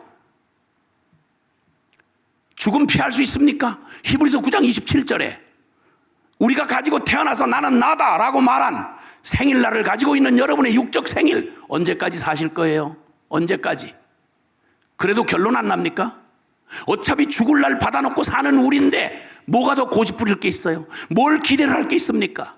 이걸 꾸미면 크리스마스 추리처럼 회장님, 이사장님, 교수님, 총장님, 시장님, 국회의원 날이 그게 여러분 자신이 아니라는 것쯤은 아시죠? 그거 다 꿈에 붙여놓은 거예요 이거. 시간 지나면 이거 다 떼내고 크리스마스 추리처럼 철지난 크리스마스 추리처럼 이거 다 떼내고 그리고 여러분 빗성 말라주고 남아있는 그게 바로 나예요. 그게 나라고요. 이걸 증인이 필요합니까? 여러분 먼저 선배된 사람들이 다 역사가 다 증명하고 70억 인구가 하나도 예외 없이 이 과정을 밟아가도록 한 번 죽는 건 하나님이 정한 법이요 그 후에는 심판이 있으리라. 여러분 이것만 결론으로 붙잡아도 나는 더 이상 나에 대해서 나는 내 인생의 주인이 아니구나. 나 소망 없구나. 이거 결론 나야 될 거 아닙니까? 아멘. 인간 잘나면 뭘 얼마나 그렇게 잘나겠어요. 한 시대를 풍미했던 역사의 독재자들이 어떻게 죽었는지 아시죠? 온 세계를 집어삼킬 것처럼 영원히 살 것처럼 설설 펄펄 뛰던 인간들이 어떻게 비참하게 개 끌려가듯이 끌려가서 비참하게 죽었는지 수천만 명을 죽이고 역사를 이데올로기로 바꾸려고 했던 저 크렘린궁의 주인이었던 스탈린 같은 놈 마지막에 어떻게 독살당했는지 아시죠? 죽어 시체도 못 썩어요 지금. 방부제를 계속 넣는 바람에 시체 모양을 아무리 꾸며놔도 죽은 놈이에요. 시체 험하게 썩어도 시체고 시체 방부제 처리해서 이렇게 관에다가 지금 넣고 전시를 해도 그것이 송장이에요. 아무런 차이 없어요. 이게 우리의 인생의 결론이라면 결론 나야 될 거 아니에요? 죽음 앞에서 무슨 의미가 있어요 지금? 이게 바로 내가 오직 하나님 없이 내가 주인 되어 내가 왕이 되어 내 멋대로 살고 싶어하는 나의 운명의 끝이라는 거 얼마나 더 얘기를 해야 얼마나 무슨 결론을 받아야 암 선고 받으셔야 되겠어요? 아직도 결론이 안 나요? 그래서 하나님을 믿는 일이 100% 믿는 일이 이렇게 어려워요? 신앙생활 제대로 못하는 사람들의 첫 번째 결론이 바로 뭐냐면 자기 자신에 대한 절망을 안 받아들이는 거예요. 그러니까 십자가의 죽음을 자기의 옛자아의 죽음을 경험 못한 거예요. 신학을 하고도 그러니까 아니 세상에 주의 종이 돼가지고 말이 종인데 여기 무슨 교권 투쟁이 있어요? 어떻게 교회에 권력 투쟁이 있느냐고. 우리가 믿는 주가 되시는 예수님이 뭐라고 죽으신 분인데 내가 주인이라고 말하는 분이 제자들을 빨씻기다가 당신 말한 대로 나는 섬기러 왔다. 어떻게 섬기느냐? 이 죄 쓰레기 같은 우리의 죄값을 몽땅 뒤집어 쓰시고 내가 되어 당신의 생명을 대속물로 내어주고 죽어 생명을 쥐어짜 바쳐서 나를 살리러 오신 분이 예수님인데 그 예수님 이름 팔아먹고 성직자로 살면서 권력 투쟁을 한다. 무슨 이런 썩어 빠진 얘기가 이게 보편적인 가치가 돼서 교회 안에 있을 수 있냔 말이야. 언제까지 이거 계속 이 짓 하겠어요? 그 인간 주님 앞에 서는 날 무슨 짓으로 어떻게 설려고 그러겠어요?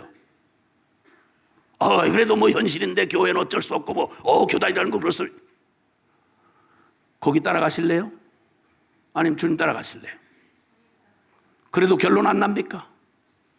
우리의 생명 자체가 그렇습니다. 그러므로 주님은 말합니다. 생명을 다시 이건 거듭나지 않으면 본 어게인 하지 않으면 육으로 난 건 육이요 영으로 난 것은 영이니 내가 내게 거듭나야 하겠다는 말을 기이 여기지 말라. 아멘. 기독교는 종교가 아니랍니다. 종교가 아닙니다 여러분. 철학 나부랭이가 아니고 신학적 개념이 아니라 예수 그리스도이십니다 여러분. 그러므로 우리의 옛사람이 죽고 생명 자체가 바뀌어야 된다는 말, 이 말에 왜 우물쭈물하고 결론을 못 내리냐는 말이에요. 거듭나라는 말에 왜 자꾸만 딴소리라고 딴짓하냐는 말이에요. 난 모태신앙인데요, 나는 뭐 장로딸인데요. 지금 반기독운동에 안티기독운동에 앞장선 대부분의 친구들, 영향력 있는 친구들이 누구냐면 목사들, 장로 딸들이에요. 아시겠어요? 교회에서 끄실른 애들. 악다구니를 쓰고 교회를 악다구니 쓰고 지옥 갈 짓을 지가 아주 분위기 타고 뭐 조금 뭐 신문지상에 이름만 오르내리면 겁대가리 없는 짓을 해요. 천국도 없고 심판도 없고 하나님도 없는 짓을 목사들, 장로 딸들이 앞장서서 그러고 있어요. 교회는 양보 없이 외쳐야 합니다. 예수님이 니고데모에게, 유대인의 대표 선수였던 니고데모에게 주님 말씀합니다. 내가 진실로 진실로 내게 이르는데 너 거듭나지 않고는 하나님 나라 구경도 못하고 들어가지 못하느니라. 어떻게 그런 일이 있습니까? 육으로 난 건 육이요, 영으로 난 것이라야 영이니 내가 너에게 거듭나야 하겠다는 말을 기이 여기지 말아라. 아멘.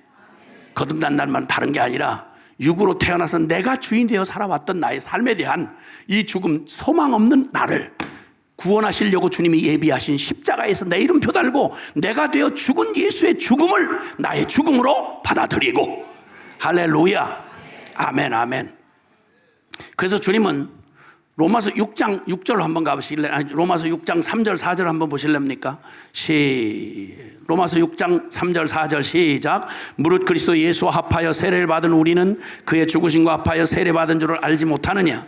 그러므로 우리가 그의 죽으심과 합하여 세례를 받음으로 그와 함께 장사되었나니 이는 아버지의 영광으로 말미암아 그리스도를 죽은 자 가운데서 살리심과 같이 우리로 또한 새 생명 가운데서 행하게 하려 함이라. 아멘, 아멘.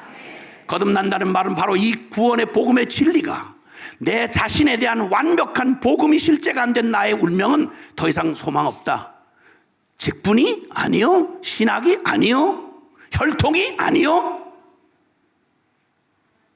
이 진리를 성령께서 내 안에 적용하셔서 보혜사 성령이 오시면 요한복음 16장 8절에 죄에 대하여, 의에 대하여, 심판에 대하여 세상을 책망하시리라.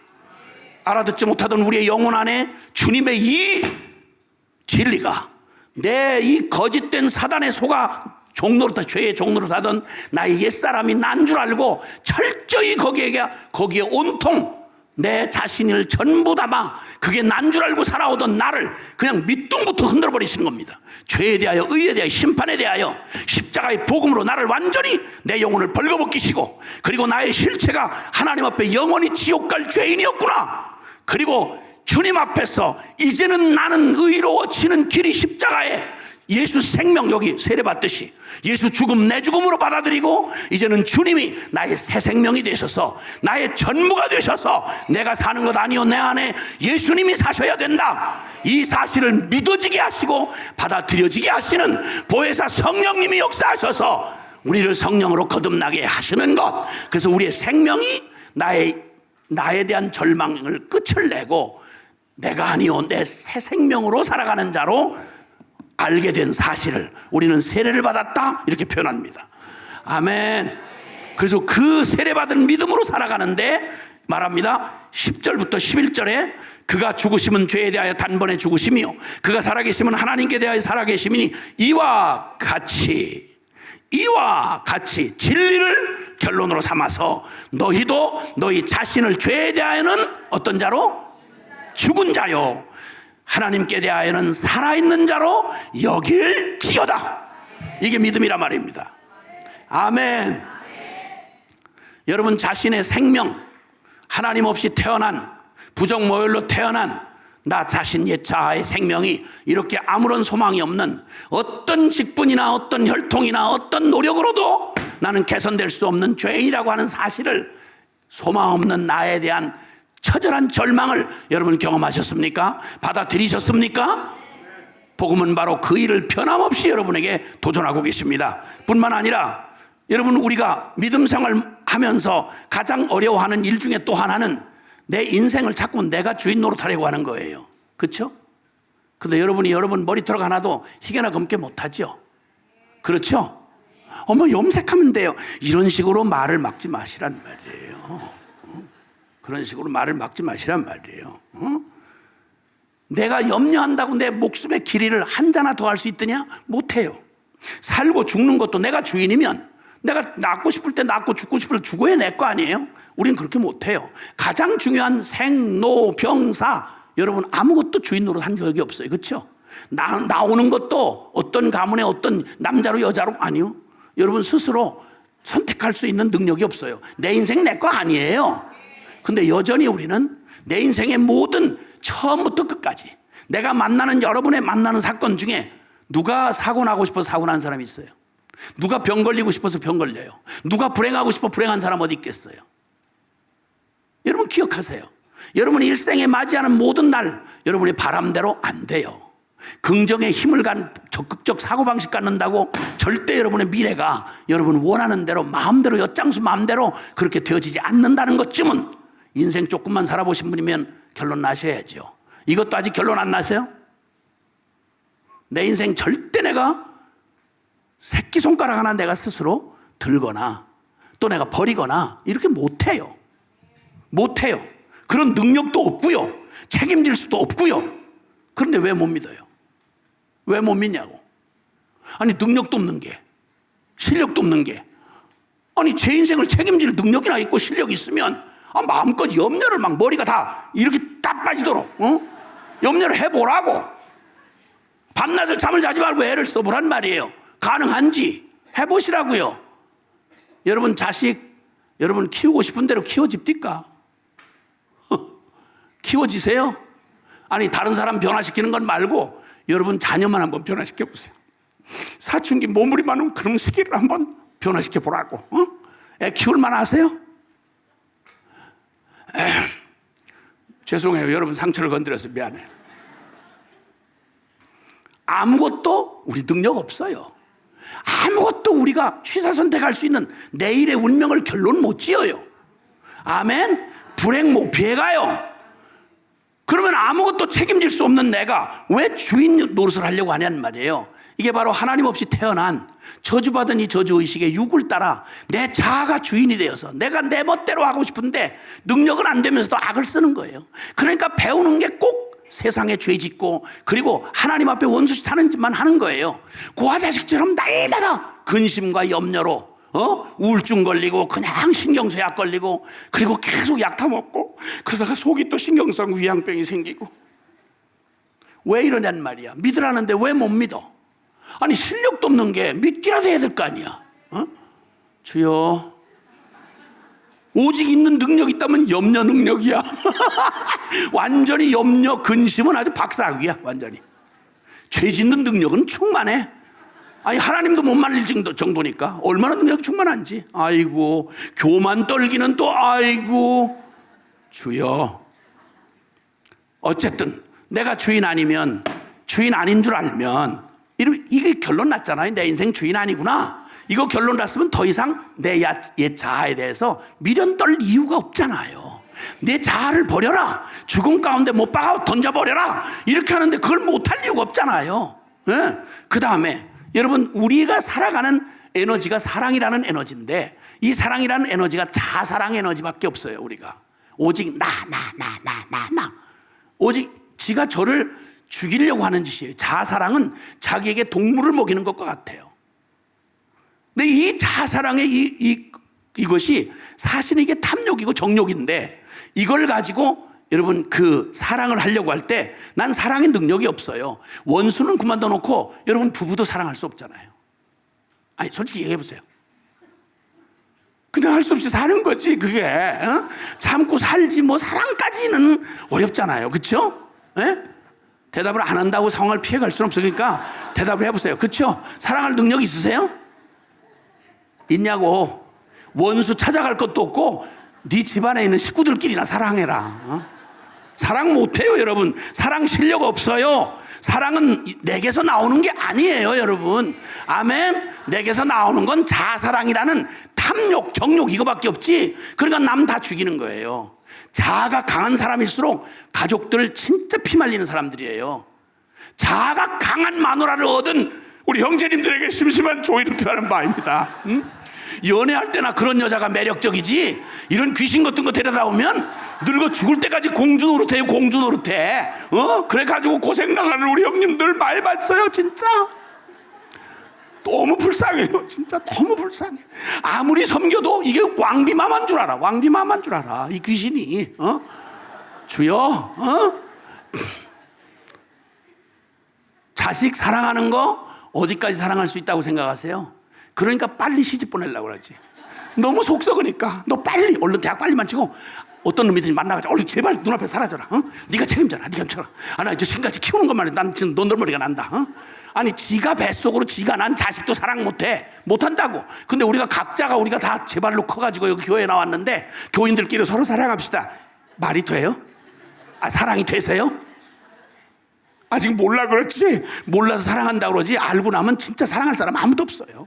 미안하지만 진짜 우리에게서 나온 사랑으로는 사랑 못해요. 아멘. 그러면 이제 말할 것도 없어요. 여러분 고린도전서 13장이 사실 사랑장이잖아요. 진짜 사랑이 뭔지를 말하잖아. 그렇죠? 사랑이 없으면 믿음도 예언하는 능력도 헌신도 아무 소용없어. 내가 사람의 방언과 천사의 말을 할지라도 사랑이 없으면 뭐라고? 소리나는 구리와 울리는 꽹과리가 되고, 내가 믿음이 있고 예언하는 능력이 있어서 산을 옮길 만한 믿음이 있을지라도, 모든 비밀을 알고 다 옮길 만한 이런 게 있을지라도 괜찮아 신경 쓰지 마라. 주여, 시간이 지금 2분밖에 안 남았어.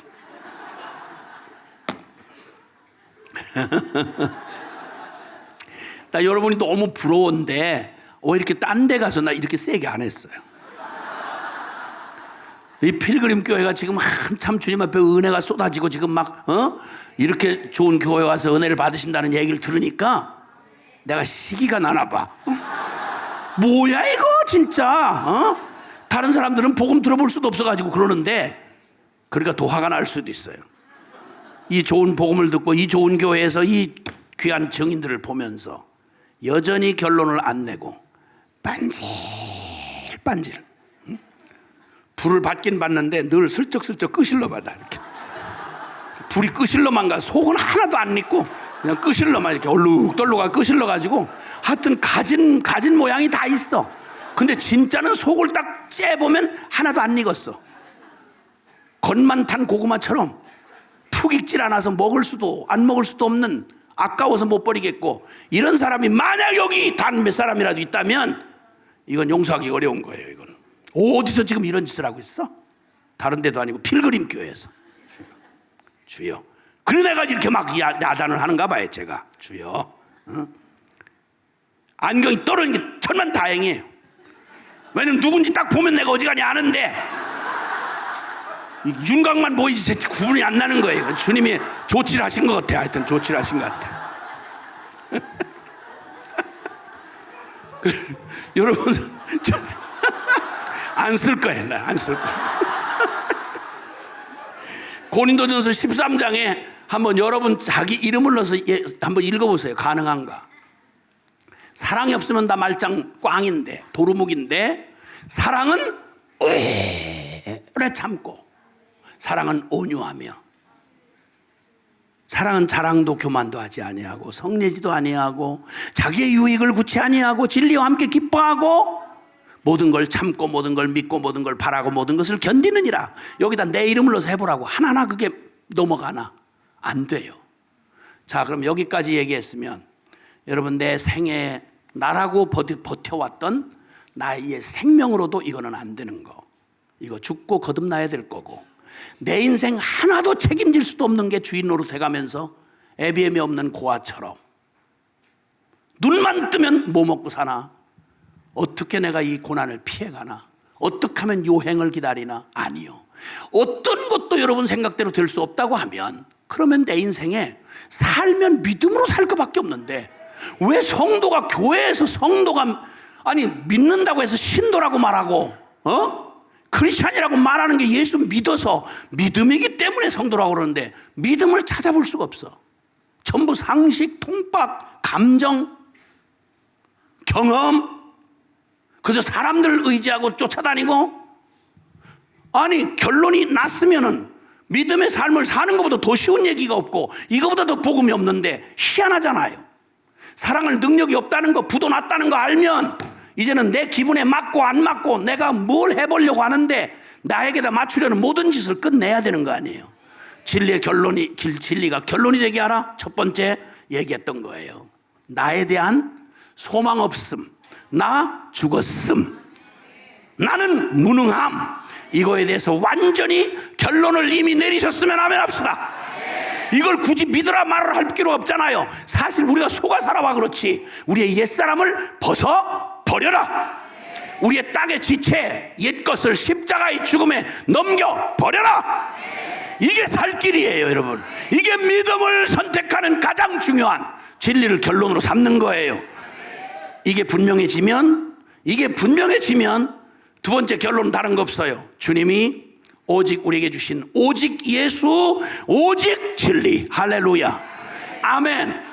오늘 주님이 하신 말씀 디모데후서 3장은 마지막 때에 대한 예언이에요. 3장 1절에는 말세에 고통하는 때가 이르리니 라고 말씀해요. 아무리 문명의 진보를 가져오고 인간이 똑똑해서 세상을 유토피아 만드는 것처럼 거짓말하고 생난리를 치고 가진 사상과 이데올로기와 그리고 인간의 거짓으로 꾸미는 과학 만능처럼 사람을 속이지만, 아니요 여러분, 날이 가면 갈수록 점점 고통스러워진다는 사실을 여러분 역사가 이미 2000년 전에 예언하셨어요. 지금 가장 완전히 해체주의, 다원주의, 그리고 말할 수 없는 인간성을 상실해버린 이 마지막 발악하는 죄악이 만연한 이 땅에서 소망 없어요. 주님이 마지막 때를 말하기를 꼭 노아 홍수전에 물벼락을 맞아 죽을 바로 직전까지 먹고 마시고 시집가고 장가 사고 팔고 항상 육에 속한 것밖에, 탐욕밖에 안 남은 악을 쓰는 자들이 세상의 그 마음의 생각이 항상 악할 뿐임을 보시고, 그 땅이 너무나 폐괴하고 그 땅이 너무 죄악이 충만하고 가정이 다 깨져나가고 성적인 타락과 그 불법과 불의와 살인과 만행이 가장 꽃피웠던 문명 가운데 완전히 멸망을 향해, 그냥 브레이크 터진 자동차처럼 멸망의 절벽을 향해 내리달리던 그때처럼 말세에도 노아의 때와 같으리라. 아멘.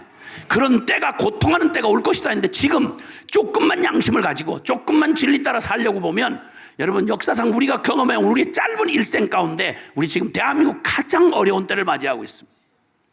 우리의 다음 세대 젊은이들이 통째로 넋을 빼앗긴 채, 내일을 감히 물어볼 용기도 갖지 못한 채 비겁하기 짝이 없는 밥줄이나 덜덜 떨면서 왜 사는지, 무엇을 왜 존재하는지 본질적인 질문에 직면할 용기 하나 없이 그저 밥벌이, 전전긍긍하고 취업에 그냥 우울증 걸리고 쾌락과 탐욕과 음란에 그냥 통째로 내어던진 이 기가 막힌 세대가 바로 우리가 두고 가야 할 남은 세대를 책임질 우리 다음 세대라고 생각하니 잠이 잘 안 와요. 진짜 너무 기가 막힌 거예요. 말세는 고통하는 때가 될 것이다. 맞아요. 부모를 거역하고 썩내며 아주 폭력적이고 그리고 아주 사악한 인간성의 기본을 다 깨트리는 이런 때가 올 것이라고 한 게 지금 먹고 살게 된 대한민국에 지금 급격하게 몰아닥치고 있어요. 이런 기가 막힌 상황을 우리가 지금 지나고 있습니다. 그 한복판에 교회가 지금 있는데, 한국의 개신교라고 말하는 교회만 1000만 성도라고 말하고 6만 교회라고 말하는 이 교회 안에 우리의 영적 상태가 이 세상의 어두움을 능히 물리쳐낼 만큼 결론이 확실하게 난 성도들로 가득 차서 역동적인 복음을 가지고 세상을 바꾸면 희망이 있겠는데, 제일 문제는 이 세상의 어둠을 더욱 어둡게 하는 것은 이 세상을 밝힐 구원의 등대인 교회가 이 진리의 빛을 잃어가고 있다 이 말입니다. 우리가 결론이 안 났기 때문에 그리스도가 우리에게 장애를 받아서 내 안에 계신 그리스도의 빛이 비춰질 수가 없는 거예요. 이게 위기란 말입니다. 이런 어려운 때가 오면 하나님을 쾌락 사랑하기를 하나님 사랑하는 것보다 더하는 때가 올 것이다. 디모데후서 3장 5절이 말해주고 있어요. 교회가 종교 껍데기로 남고 그리고 생명력을 잃어버린 결론 안 난 그저 꼭 발정난 짐승떼처럼 우르르 몰려다니고 세상의 그 모든 정욕에 거기에 같이 침몰돼 가지고 모양만 예수쟁이, 예배당 건물만 가지고 생명을 잃은 때가 오게 되는 고통하는 때가 올 것이다. 마지막 때가 되면, 이게 디모데후서 3장 1절 이하의 말입니다. 이 혼란한 때가 오면 속고 속이고 무릇 경건히 살고자 하는 자는 핍박을 받을 수밖에 없다라고 말하는 게 12절부터 쭉 나오는 말씀입니다. 그때 이런 때가 되면, 그러니까 너 똑똑하게 이 땅에서 치이지 않도록 어떻게든 정상을 정복해라, 안전한 터를 잡아라, 네 통박 잘 굴려가지고 똑똑한 사람 되라 이렇게 말할 줄 알았는데 그렇게 안 하시고 너는 배우고 확신한 일에 거하라. 너는 배우고 확신한 일에 거하라. 진리가 결론이 되게 하라. 그리고 15절부터 내가 어려서부터 성경을 알았나니 성경은 능히 너로 하여금 그리스도 예수 안에 있는 믿음으로 말미암아 구원에 이르는 지혜가 있게 하느니라. 아멘.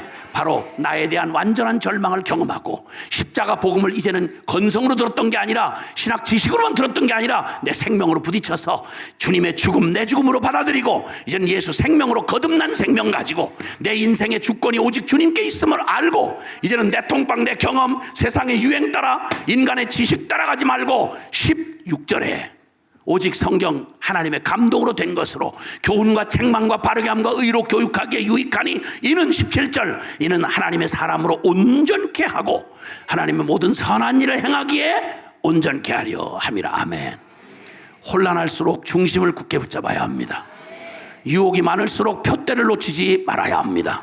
할렐루야. 그리고 주님께서 이제 결론 딱 내리고 베드로전서 1장 23절 이하에 너희가 거듭난 것이 썩어질 씨로 된 것 아니요 인간의 체험이나 다른 어떤 것으로 된 게 아니라 썩지 아니하고 항상 살아있는 하나님의 말씀으로 말미암았느니라.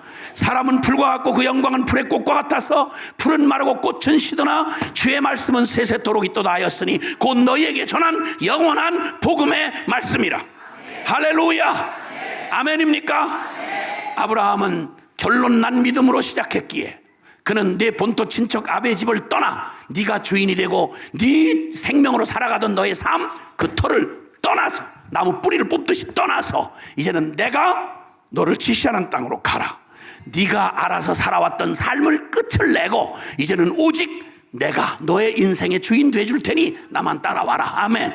처음 시작을 결론을 내고 시작했더니 중간에 흔들릴 때마다 연약할 때마다 그때 주님은 이 진리가 결론인 사실을 거듭거듭 가르쳐 주셔서 그냥 무릎을 치고 맞습니다 주님, 맞아요, 내가 더 믿을 수 없지요, 나 같은 놈에게 소망 없지요, 그리고 오직 주님이십니다.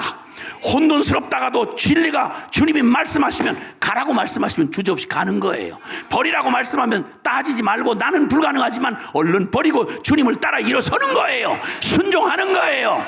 나는 사랑할 능력이 없지만 나는 원래부터 없어. 그러니까 나는 못하지만 너 순종해, 악수해, 그를 끌어안어, 그를 용납하라고, 용서하라고 순종하면 성령께서 나는 순종만 할 뿐인데 나에게 없는 하나님의 사랑으로 주님이 나를 통해 일하시는 기적을 보게 된다 이 말입니다. 날마다 이 기적이 저와 여러분 안에서 일어나는 기적의 생애가 되시길 바랍니다. 진리가 결론이 되게 하라. 나 죽은 십자가의 복음이 결론이 되면 나는 더 이상 여지를 두지 말고 오늘 이 자리에 따로 억지로 믿으라는 게 아니라 이미 결론 나고 똑똑하게 양심적으로 살펴보면 내게서 희망 없어요. 끝났어요. 이걸 결론으로 이제 오늘 이 자리에서 마음의 결론을 내리시기를 바랍니다. 요단강을 건너가듯이 다시는 돌아오지 못할 강을 건너서 다시는 이 어설픈 나를 기대하거나 나는 안 돼요, 나는 원래 안 돼요, 나는 몰라요, 원래 바보였잖아요, 나는 못해, 원래 무능하잖아요. 그건 뭐 뉴스예요 그게? 원래 그래요. 원래 그런 걸 가지고 자꾸 얘기하지 말고 그러기에 주님이 부활의 이 복음을 주신 이 복음 가지고 결론 내고 이제는 진리에 할 수 있냐 없냐 절대 묻지 마세요. 말씀을 통해서 강단을 통해서 혹은 여러분 여러 경로를 통해서 주님의 말씀을 통해 여러분의 갈 바를 알려주시거들랑 그냥 순종하는 거예요. 너 남편이 네 마음에 안 들어도 네 머리인 줄 알고 순종해라. 에베소 5장을 읽다가 어머 진짜 정말 이런 말씀이 여기 있어 이렇게 하지 말고 그냥 주님 앞에 그냥 마음에 안 들어도 믿음으로 순종해 보세요. 기적이 일어납니다 여러분. 아멘. 그 쓸모없던 남편이 진짜 보석같이 변하는 걸 경험하시게 될 거예요. 아멘. 불려 같은 네 아내를 그리스도가 교회를 위해서 목숨을 내준 것처럼 너는 네 아내를 목숨을 내어주는 사랑으로 사랑해라. 진짜 사랑할 수 없고 감정적으로 도저히 사랑할 수 없지만 믿음으로 순종을 해서 말이라도 사랑한다고 말을 해보면 그냥 그날 밤 완전히 뒤집어지고 식탁이 달라지고 여러분의 삶이 기름지게 바뀔 것을 아주 확실히 말씀드릴 수 있습니다. 할렐루야. 아멘. 십자가 부활의 복음으로 초대받은 사랑하는 여러분, 진리가 결론입니다. 슬프고 그 기가 막힌 비참했던 우리의 옛사람 끝장났습니다. 주님이 끝내셨습니다. 그래서 그 주님과 함께 이제는 내 삶을 구원하신 이 복음으로 십자가로 부르신 게 이게 천하의 출애굽보다 더한 기적이에요. 그러면 그 기적도 믿었다면 여러분 앞으로 내 남은 삶에 나 어떻게 먹고 사나, 우리 자식들 어떻게 키우나, 뭐 나는 어떻게 이 사역 감당하나, 나는 능력 없는데 주여, 물에 뛰어들어서 물 위를 걷는 게 주님 때문에 걷게 됐거들랑. 바람이 불든지 풍랑이 오든지 내 모습이 어떻게 보이든 상관없고 신경 쓰지 말고 어차피 믿음으로 시작한 거 어차피 앞으로도 걱정하지 마세요. 무슨 풍랑이 불고 어떤 상황이 다가도 나의 갈 길 다가도록 예수 인도하시니 무슨 일을 만나든지 만사 형통하리라. 베드로전서 5장 10절에 모든 은혜의 하나님이 그리스도 예수 안에서 너희를 모든 영광 가운데 부르신 이가 너희를 친히 온전케 하시고 굳게 하시고 강하게 하시고 털을 견고케 하시리라. 끝까지 책임져 주시리라. 걱정하지 말아라. 고아자식처럼 살지 말아라. 아멘입니까? 다시는 염려, 죄악인 줄 알고 회개하고 주님만 믿으십시다. 근심이 밀려오거들랑 근심할 한숨 할 시간 있으면 그 한숨 변하여 찬송이 되었도다. 주님 앞에 감사로 예배를 드립시다. 기도합시다. 계산 안 나와도 그냥 갖다 그냥 그대로 주님 앞에 순종하고 내어 던집시다. 주님이 책임져 주실 것입니다. 진리가 결론이 되신 분 두 손을 번쩍 들어 응답해 주시길 바랍니다. 진리가 결론이 되기를 원하시고 결단하시는 분만 두 손을 번쩍 들어 주시길 바랍니다. 아직도 그러면 손 안 드시면 뜨거운 맛을 좀 보겠다는 말입니까? 나 어차피 결론 난 거, 안 되는 결론 난 거, 절망인 거, 주님 맞아요. 절망 정도가 아니라 주님이 그래서 십자가에 나의 옛사람 죽여주신 거 내 알겠습니다. 이제 이걸 내 마음으로 받아들이겠습니다. 나는 내 인생의 주인 아닙니다. 내 거 아닙니다. 염려하지 않습니다. 내가 계획 통박 굴리지 않습니다. 내가 애쓰지 않습니다. 나 때문에 낙담하지 않겠습니다. 선포하시고 확증하시고 오직 주님만 이제 나의 전부가 되어 주시옵소서. 나의 생명, 나의 미래, 나의 능력, 나의 전부가 되어 주시옵소서. 이 고백을 여러분의 언어로 표현하시면서 주여 간절히 부르고 통성으로 기도합니다. 주여.